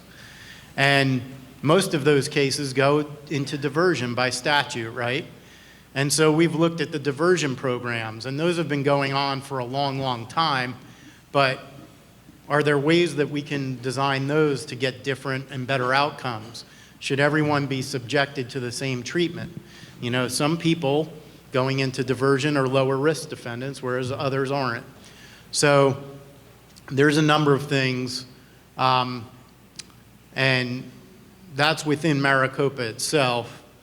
On the state level, we're trying to replicate and use the funding to grow other coalitions in other counties that are successful, like Yavapai and Maricopa have, to help people get the basic things and to get a second chance and to become productive citizens, and so that they don't return to prison. Thank you. I'll share that throughout my life I always wondered why presidents open libraries when they leave office, and now I have much deeper insight into that situation. Mike, one of the observations, I think it's really important when you touch on the prosecutors in the state of Arizona, and rightly so, prosecutors have tremendous discretion in the criminal justice system. What cases are prosecuted, how they're prosecuted, what's pled, what ends up in the hands of a jury. And it struck me when we opened, and Paul mentioned the integration of motivational interviewing and corrections officers learning those skills, and what a significant change that is in that environment. And then we think about Corey talking about police officers learning to be crisis interventionists learning all of the skills with mental health first aid, that it's probably not too much of an ask that all of our criminal prosecutors in the state really spend some time learning about risk assessment, true case evaluation, that one-size-fits-all treatment doesn't work, and sometimes terms in a plea agreement can set people up on just a path toward revocation. So I really kind of appreciate that, and it really marks, I think, a big challenge moving forward in how we take this to the next level in the state. And with that, I just want to ask the panelists, from their perspective, what are some of these issues that are out there? What's next for us, and how do we push services and mental health intervention and the decriminalization of mental health in our state? Where do we go? What do we do as we move forward? Well, I'll jump in on that if nobody else wants to jump the line. So a couple months ago, County Attorney Barbara Lawal changed my job title from DTAP Program Director to Director of Specialty Courts.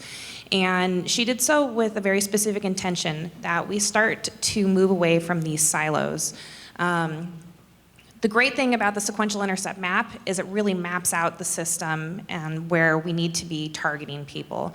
But even by its design, it's these columns right here, and you do these things when they're here, and you do these things over there. But I really think that the next phase of our evolution is going to be breaking down those silos in between. Because when we are deflecting people in intercepts 0 and 1, these are people who are very experienced, usually in the justice system. Most of the folks that we've been working on are trying to target in Tucson and Pima County have 10 or 20 or more arrests over the last couple of years. But these are people who, when they're in Intercept 3, they're also often in Intercept 1. They're on probation and they're also getting arrested, or they're on a diversion program, but then we're also looking at what type of reentry can we do with them since they've probably gotten out of jail or prison within the last year. And those intercepts have not done a great job with talking to each other.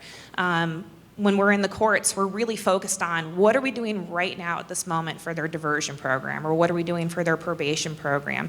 But we're not planning for the mental health crisis where they're going to have another law enforcement contact.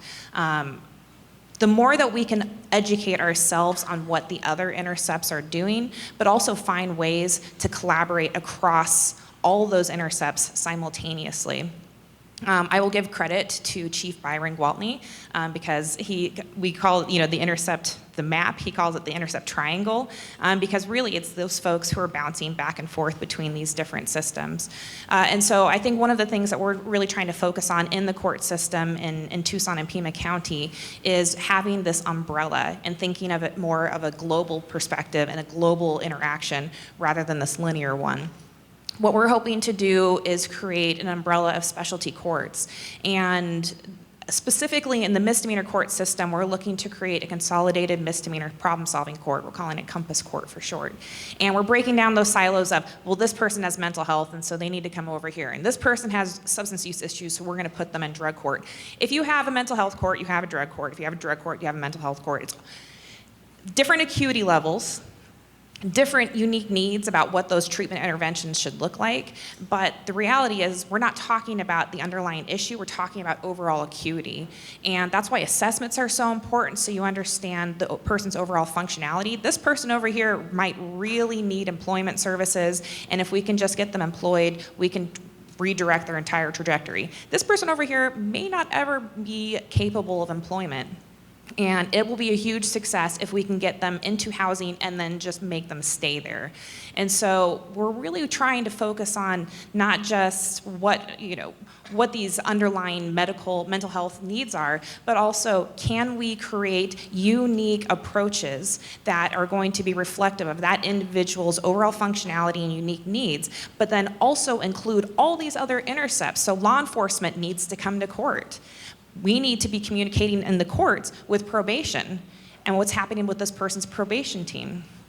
if you guys within your communities take a look at the highest number of arrests in your jails, run the stats. Every jail has a data person. Go find that person, make friends with them, and ask them to identify the people who've been arrested most often. I'm guessing yours will look like ours, where, yeah, we have, like, most folks are engaged in treatment services.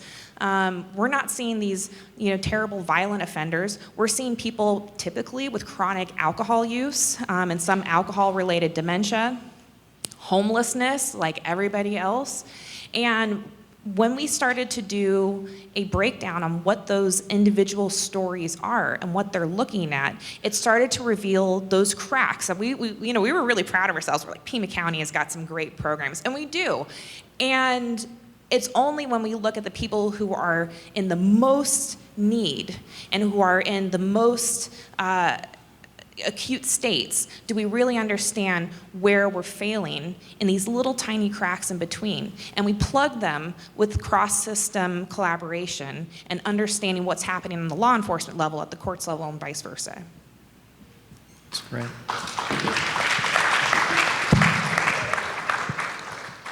One of the initiatives that I'm really excited about is being spearheaded by Access.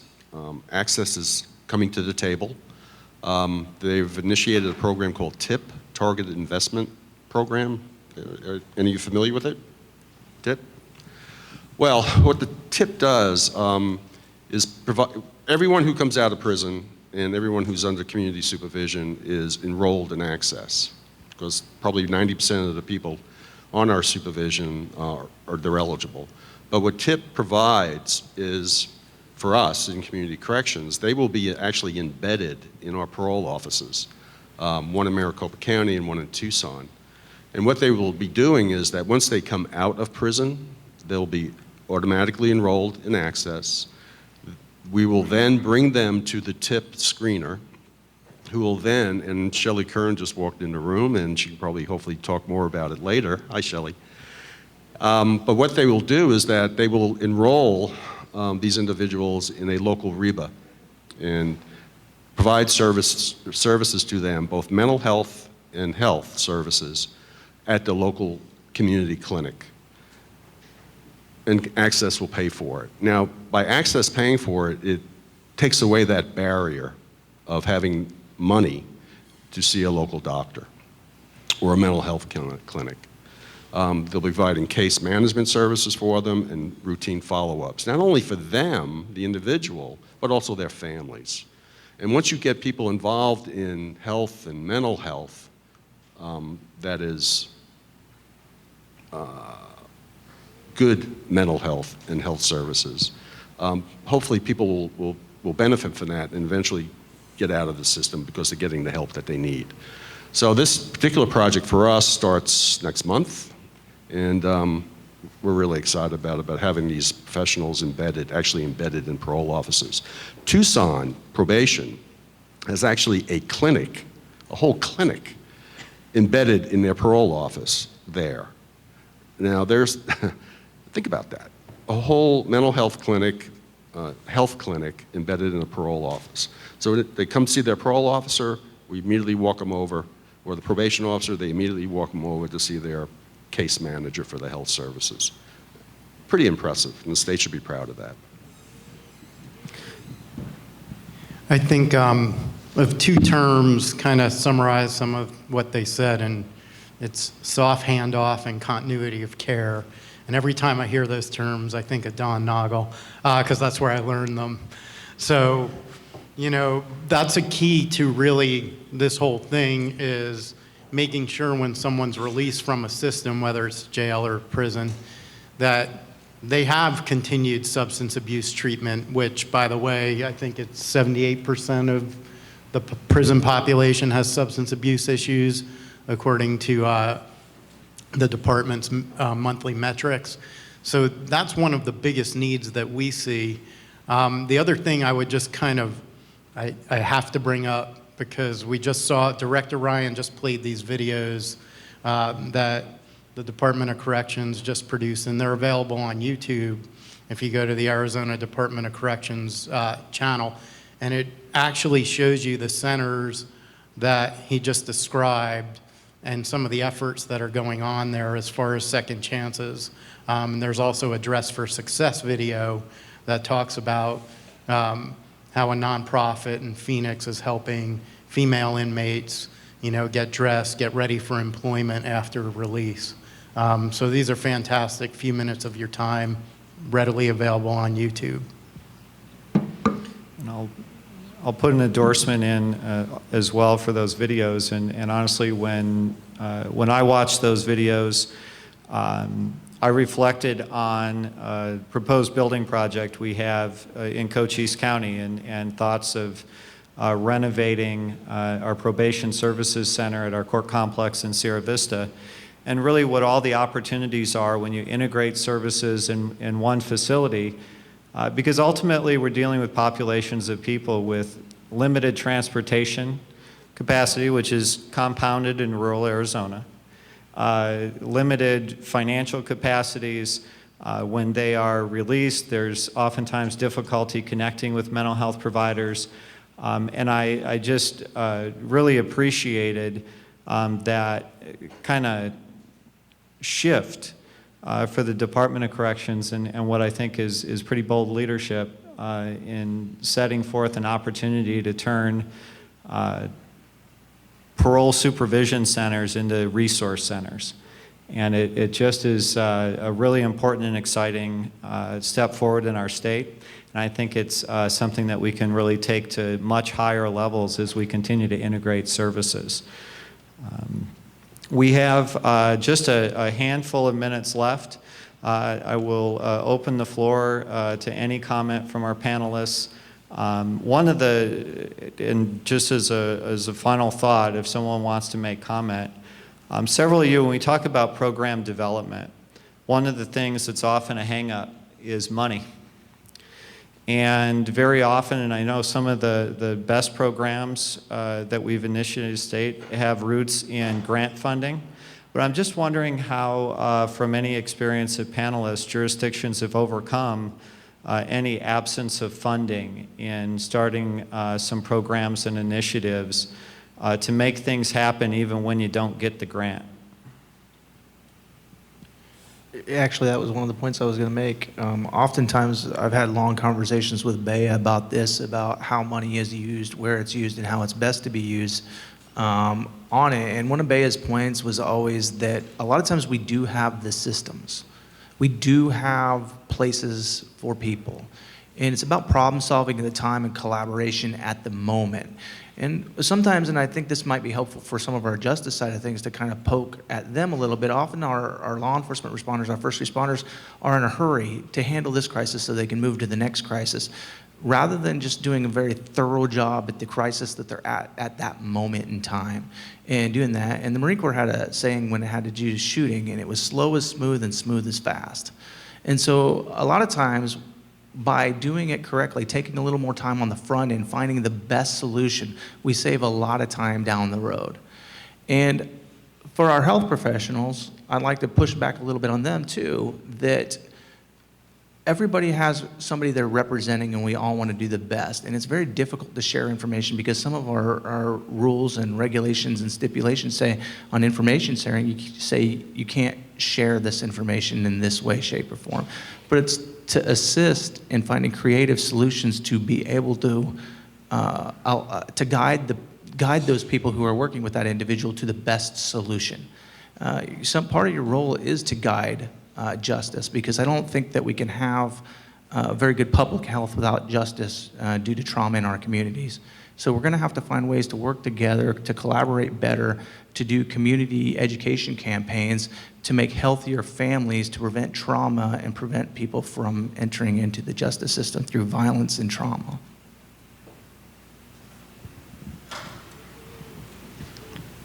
Well, I'll from the court's perspective, I've had the privilege of participating in a number of court creations. And every court that I've ever helped to build, we've always done it with existing resources. DTAP is the first program that I've had that has had a grant and has resources to be able to do great things like out-of-the-box stuff like tattoo removal and help with wraparound recovery resources. But it's so much easier to start without money and then add money later because there are resources there and they come in the form of human capital. I liked Chief Rhodes yesterday talking about his wife, April, saying, find the yes.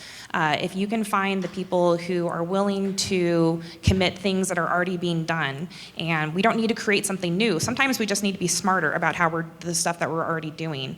If we can find some way that this system is not being the most efficient and redirect that staff person who's already spending their time doing this, maybe we can be more clever and more innovative and redirect them to do that instead. Having existing resources contributed to court, and I don't mean money, I mean people. People is what makes these changes happen. Somebody who is physically there, present, who has knowledge about the person or the resources available back at their agencies, that is what makes change happen. And then write a grant after you got things up and running to do very clever out-of-the-box stuff, help with housing. But you know what? A lot of times you don't need to ask for more money to do stuff because if you are really educated about what the resources are in your community, you can probably find a lot of what you need existing that's already being underutilized or not utilized correctly. So be out of the box and creative before you look for money. I would ditto that. From the court perspective or involving in the court, we are using in Cottonwood just existing resources. There is no other resource. It's just us. And I think what has to happen is you need to recruit true believers in the process. And the people that are really indispensable are not necessarily the judge, the prosecutor, but public defenders. You know, they are your best friend if you're a prosecutor because they're going to be out working, getting those services on behalf of the defendant. I was wondering how many public defenders are here today? Can I see some hands? Great. Okay, so a shout out to all of you folks. I think sometimes your role in this is not recognized as much as it should be. And it takes all the parts here, so.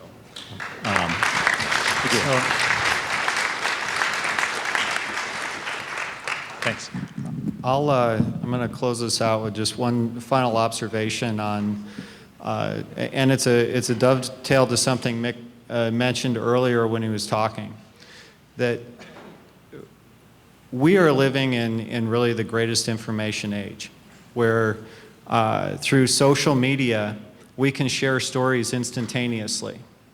And sometimes when you're trying to build local momentum around programs of support, programs that are different from the traditional ways of thinking, newspaper stories, social media posts, and just sharing of information about stories and outcomes that are positive can really help change a local dialogue about how we solve our problems.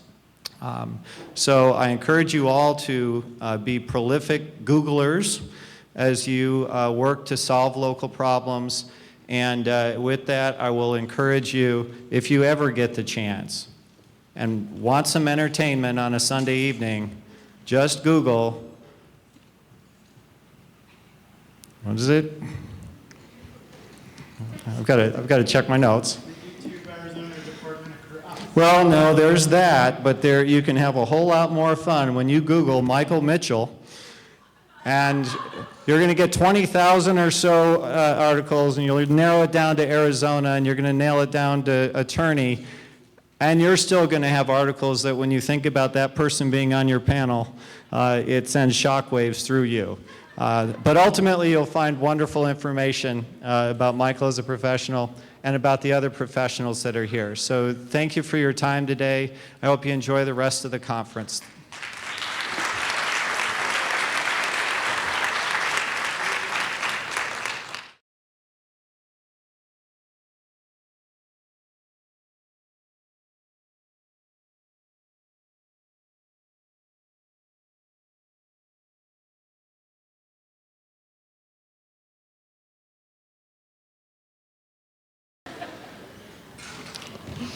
Dr. Dawn Noggle has served in many roles throughout her career, including as a clinical psychologist, administrator, consultant, researcher, and professor. She is the Mental Health Director and Justice Community Partnership Strategist for Maricopa County Correctional Health Services, co-chair of the Smart Justice Committee, and a key leader in Maricopa County's Stepping Up, a national initiative to reduce incarceration of people with mental illness and addictions. And Shelley is a licensed professional counselor and the director of crisis, cultural, prevention, and court programs for Mercy Care, which is the regional behavioral health authority for Central Arizona. She has worked for over 20 years with justice-involved persons in the public mental health system. Part of her role at Mercy Care is to oversee the court services and jail diversion teams, which include mental health professionals who work as a bridge between clients, families, and the criminal justice system. I'm so honored to introduce Dawn Noggle and Shelley Curran.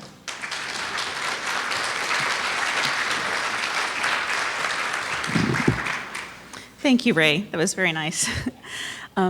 Thank you all for giving us some time today to just share what work we've been doing in Maricopa County up to this point through the Stepping Up initiative. We just thought it was important to celebrate our partners, celebrate the success that we've had, and then identify the areas where we can continue to move forward, continue to make strides in this area of mental health and criminal justice and where the two intersect. So you've all heard about the sequential intercept model, the SIM. I saw the Gain Center handouts at the various tables. This is our map here for Maricopa County. And I don't know, Don, have we gone over this yet in the conference or just the general? Okay, so this is Maricopa County, the 4 intercepts where mental health and criminal justice intersect. These are all of our different providers and different services that we have here that have been developed over the years to meet the needs of people with mental health and substance abuse issues that are involved in the justice system. So I'm not going to go over each of these individual ones, but I do want to let you know that Dr. Noggle and I have both formatted our presentations today based on the intercepts. So I'm glad you've had a little bit of an overview of that, and we're going to talk about what we're doing here in Maricopa through the intercept lens. So intercept 1 is law enforcement and emergency services. We are fortunate in Maricopa County to have a unified crisis system. The unified crisis system came about as a result of actually the Arnold Soren class action lawsuit that demanded that the state and the county and the Regional Behavioral Health Authority work together in order to meet the needs of people with mental illness in our community.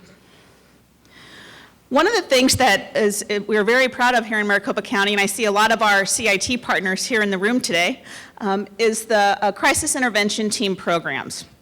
Crisis intervention team training has been occurring for a good 10 years here in our county. For a while, it was just City of Phoenix and City of Tempe doing their best to train as many folks as they could. And the East Valley and the West Valley realized that there just was not enough bandwidth in the trainings that were occurring to meet the needs of our community. So East Valley CIT came up, and then West Valley as well. These are all the different agencies that have been represented in our CIT training just in the year of 2017. Mercy Care partners with each of the 3 CIT programs to make sure that we're supporting them, bringing mental health professionals to the table, helping to provide some resources, just really partnering with the law enforcement to make sure that we're able to help them put on a good CIT program in each of the 3 areas. So as you see, there's been 310 officers trained by the 3 schools in 2017 from all these different jurisdictions. So it truly is a community partnership working to make sure that law enforcement officers not only can recognize when they're dealing with someone who might have mental health issues, but one of the most important parts of CIT is, so when you identify somebody, where do you go? How can you help them besides just taking them to jail? Which brings us to our crisis system. So this is where we've been at so far in 2018. Crisis Mobile Teams is a team of mental health professionals and a peer who actually go out into the community to help somebody who's in a mental health emergency. And as you can see here, our response time to law enforcement is, we have a higher expectation of the mobile teams when they're responding to law enforcement. Our expectation is that they are on scene within 30 minutes of being dispatched. On an average, some are like 10, some are 40, but we really want them to get out quickly to law enforcement. If you have an officer that's on scene with someone and has identified that they need help, we want to get a mobile team out there quickly. And then we have average response time for someone when there's not an officer on scene. This is how many mobile teams were dispatched to law enforcement back all the way to 2015. So as you see, it's pretty steady. We've got to climb when you look at it year over year. So 275, 300 times a month, mobile teams are dispatched out to meet with law enforcement on the scene. And how do the officers know how to call for a mobile team? They've gone through crisis intervention training, and so they know. These are police drop-offs to our crisis system and to our detox services. And we have a no wrong door philosophy. If somebody really needed to have behavioral health services and an officer took them to a detox, it was no longer, oh, I'm sorry, you took them to the wrong place, you need to take them down the street or you need to take them across town. No, if the officer brings somebody to one of our reception centers, they say, thank you very much, officer, have a good day, and they're on their way. And then the mental health professionals or the substance abuse professionals help that person get to where they need to be, let that officer get back out on the street. So as you can see, when you look at the line overall, our numbers are really going up in regards to police drop-offs to both mental health and substance abuse facilities. And we attribute quite a bit of that to the increased number of officers that we've been able to train now that all three programs are up and running. And I'm sorry I'm going fast, but we usually have a whole hour on each intercept, so I'm running through it. So when people actually get to the crisis facilities, these are the places that take folks in voluntarily. So if they're not agreeing to come, but the officer thinks they need mental health treatment, they can bring them into UPC, which is downtown Phoenix. They can take them to RRC, which is 99th and Peoria, or they can take them to CPEC, which is in Mesa. We work really hard, and the use of peers is key to helping folks that are in a crisis situation understand that there is help for them, that there are people that see hope for them, and we really work hard to convert people who are brought in handcuffs to have them leave without cuffs and go into the care that they need on a voluntary basis. So we incentivize our agencies to really push towards that voluntary conversion rate, and the use of peers is key in them being able to have that success. As you can see, our PD drop-off times in minutes, so it's a lot faster than booking someone to bring them to one of our three facilities. Right, so that was a crisis system and law enforcement. Now we're going to talk about Intercept 2, which is the initial detention and the initial court hearing. So this is what we call post-booking diversion. Someone's been arrested, brought into custody, and they're going to go see a judge. This is our misdemeanor jail diversion for the SMI folks, and this is just City of Phoenix. We do have courts. I see Judge Finn's out there. She does misdemeanor jail diversion out of her jail. We do it out of Mesa. There's really good coordination with the cities. Phoenix is the biggest city, and we actually have staff that are at each of their initial appearance courts. And this is the jail diversion that we were able to do on a month in and month out basis. One of the reasons why this jail diversion is so successful is that we do have a data link with the Maricopa County Sheriff's Office. Every 15 minutes, everybody that's booked into their jail is run through our enrollment system, and then the jail diversion team that's there at the 4th Avenue Jail, which is the central intake facility for Maricopa County, says, oh, look, we've got somebody here who is enrolled for SMI services or used to be enrolled but hasn't seen anyone in a couple years, and then they're able to intervene and work on that person's behalf. Also have a criminal justice engagement team, and this is run by Southwest Behavioral Health. And the criminal justice engagement team is there at initial appearance, and they are able to provide assistance immediately upon that person's release. One of the things that we found through Smart Justice, through analyzing the information of people that were eligible for SMI services and who were booked into jail, is that we found that they were staying longer than other folks that were there for the same offense and had the same criminal background. And we started looking at their bonds, And they were like $100, $200. And I'm like, where are these bonds coming from? And it really came from judges who had big hearts and initial appearance, and they were worried about the person. I don't want to just send him back out on the street. What's going to happen to him? Maybe if he stays in jail, he can get stable. And so we like, oh, that's not a good place for someone to try to get stable. Let's see what we can do to help ease your concern about having this person released. So the Southwest team is referred to either through the jail diversion team for Mercy Care, or through Dr. Noggle's staff at Correctional Health Services, or through Maricopa County Adult Probation Pretrial Services. So both felonies and misdemeanors. So if somebody is screened and it's determined that they would be okay to be released if they have some support, there's no criminal element that's concerning to probation, that they're not going to come back for court, right? Or that they're going to be somehow dangerous out there in the world. So we let the judge know, hey, this person is eligible for the criminal justice engagement team. And then 3 times a day, 365 days a year, the van pulls out in front of 4th Avenue Jail and accepts the people that are referred. And then the Southwest staff help them be connected to care, and they provide intensive case management for up to 3 months. Yeah, please, and go ahead, Don. So, can you guys hear as we... Come up here. No.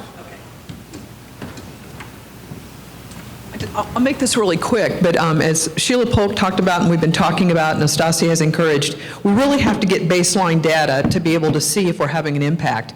So before we even had this program completely set up where we have the Southwest behavioral staff inside the jail encouraging people, so it was really just the program getting offered and the van coming to pick them up, we were able to show that for people that accepted the program, who had similar characteristics matched to the people that didn't accept the program, we showed a 27% decrease in recidivism. So this is the kind of stuff that we have to do to really show impact, and I just wanted to put that out there. Thank you.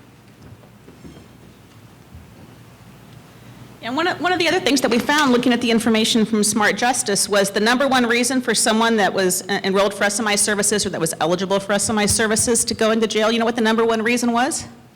Failure to appear for their court hearing. So the criminal justice engagement team gets their release conditions and helps that person make sure that they understand their need to come back to court and helps them to get back to court. So that's one of the reasons, not the only, but one of the reasons why the recidivism rate had dropped so much for that group.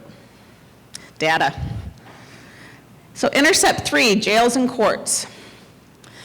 Access has a suspense agreement with most of the jails, most of the counties in Arizona. I think all but one now has a suspense agreement. The one jail in Arizona, or Maricopa County, that does not have the suspense agreement is with the city of Mesa, and that's because they just haven't been able to get it set up yet. I know they're trying, but we don't have a suspense agreement right now with the Mesa jail. They contract with a different jail. One of the good things about the suspense agreement is that when someone is Title 19, and as we were talking about earlier, with Medicaid expansion, with the complete care contracts going out, with the medical and the behavioral health services, with the benefits all being combined into one integrated system now, if someone goes to jail, historically, they used to be cut off from their access, cut off from their Medicaid benefit, and they'd have to reapply, take them 3 months to get back on. So with the suspense agreement, they come in, they get suspended while they're in there. When they come out, 2 days later, usually 2 days later, it comes right back on. So there's no gap in care for those folks, no gap in their benefit. In Maricopa County and all other counties, this is part of the contract that all the complete care plans have with Access. The behavioral health providers must ensure that appropriate coordination occurs for behavioral health members with jail personnel at county jails. There is a section in HIPAA that allows us to share information, as long as it's not substance abuse information or HIV information, with the correctional health services staff in the jail. If they say there's a need for the information, we just send it right over. All of the agencies that are participating in complete care are doing justice transition notices with the Maricopa County Jail. And that's where we identify one of our members who's in jail, and we let the jail know what their conditions are, what they're being treated for in the community. And if Correctional Health Services identifies a condition that we didn't know about before the person went in, maybe we didn't know that that person had diabetes or high blood pressure or was pregnant, and the jail then lets us know back so we can coordinate care into the community. All of the plans have justice region requirements now. They are required to actually develop plans for people that are in jail to help them have a smooth transition to the community. Intercept 4. Wanted to spend some time on reach out. Maricopa County Adult Probation has had a program since the 90s where they identify people who need substance abuse treatment and bring them out of jail directly into residential substance abuse treatment. We found a couple years ago that the coordination of care with all of our community providers really wasn't as tight as it could be, and there were a lot of people that were eligible for this that weren't receiving it. They weren't even getting a referral. So Access and Mercy Care and Adult Probation and Correctional Health Services all came to the table to figure out how can we make a better connection. These are the partners that are with Reach Out. And look at the progress that we've been able to make just over the last couple fiscal years. We've been able to place into residential treatment 300 folks on one of the months, almost 300 folks. We're back, it used to be like 10, right? The folks that weren't placed, it was because maybe they had a warrant or something pop up, maybe they didn't want to work with a specific provider. There were some various reasons why they weren't placed, but just look at that increase. With the Medicaid expansion, Mercy Care has been able to contract with more and more residential treatment providers to help meet this need in our community, and also with the grant funding that we received through Access, through the substance abuse block grant funding, and through the state funding for opioid initiative. We are able to get people directly out of jail early into residential treatment. Works really well. Here's some of the data for fiscal year 2017. This is preliminary data. We did present at the Summer Institute at ASU, so it's not like it's not published, but it still might change a little bit. But essentially, for fiscal year 2017, there were 524 folks released early from jail into residential treatment. Most of these folks are considered high risk or medium high risk by adult probation, at risk to recidivate back into the justice system. And they're high need because they've been determined through a screening that they actually need residential treatment. This is just not putting someone in residential because they need a place to live. This is actually people who qualify, meet medical necessity for treatment. 60% that actually stay past the first or second day successfully complete treatment. And when you're talking about a high-risk, high-need community, that is just a wonderful outcome. So we're getting probationers out of jail early into treatment. Most of them are successfully completing. Most of those who successfully complete end up successfully completing probation. And again, significant outcomes when you consider this is a high-risk, high-need population. We also do referrals directly from jail into the community, so when people are identified by probation as having substance use disorder or mental health issues, we're able to get them connected prior to leaving so that they know when their appointment is, their probation officer knows when their appointment is, and we've got transportation arranged so that there's really a good connect to care as they're leaving the jail. Okay, we have a Thinking for Change with Maricopa County Adult Probation for the general mental health population and the SMI population. And again, this is using REBA funds, using Title 19 access funds to pay for these services. So Adult Probation is in partnership with us. They have officers co-facilitate these groups, and we are able to fund it through Title 19 dollars. Mercy Care also has a contract with Adult Probation for their drug court counselors. Their drug court counselors do an incredible job. And if someone's Title 19 and eligible for a benefit, why shouldn't we pay for that? Right? Let's let probation use their money for folks that don't have the coverage. One last thing I wanted to talk about is our forensic assertive community treatment teams. We have 3 teams in Maricopa County. They serve 300 people. We've had some incredible results with those teams, and that truly is a partnership with adult probation, with Department of Corrections, with Correctional Health Services, with law enforcement. Referrals to the FACT teams are for people who are eligible for SMI services and have a high risk to recidivate into the criminal justice system. And through really bringing, the referrals come from our justice partners, and justice partners are part of the team. And as you can see, we've had just some incredible results. We actually won a national award for the most innovative practice with all the Medicaid plans across the country based on the results of our FACT teams. And we've been able to maintain in the following years that success. And that's what I had, so thank you so much. I'll hand it over to Dr. Noggle.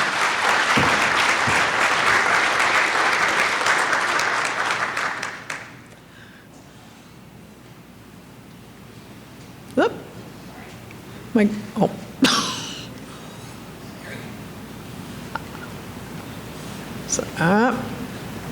Sensitive. Okay, so Nastasia, I don't see if you're here, but one of the things that we know with stepping up is that we really need to get data. We have to start with baseline data so we can see what we're doing.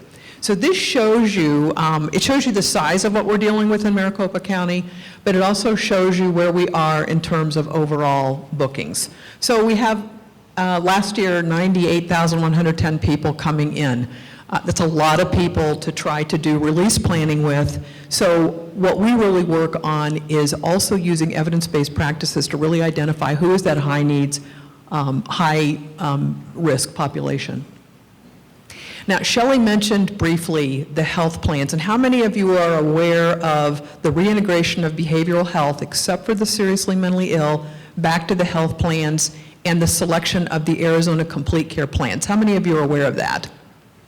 Okay, so pretty much everybody. Can we have all of the justice liaisons that are here, can we please have you all stand up? We have great representation from the justice liaisons here today.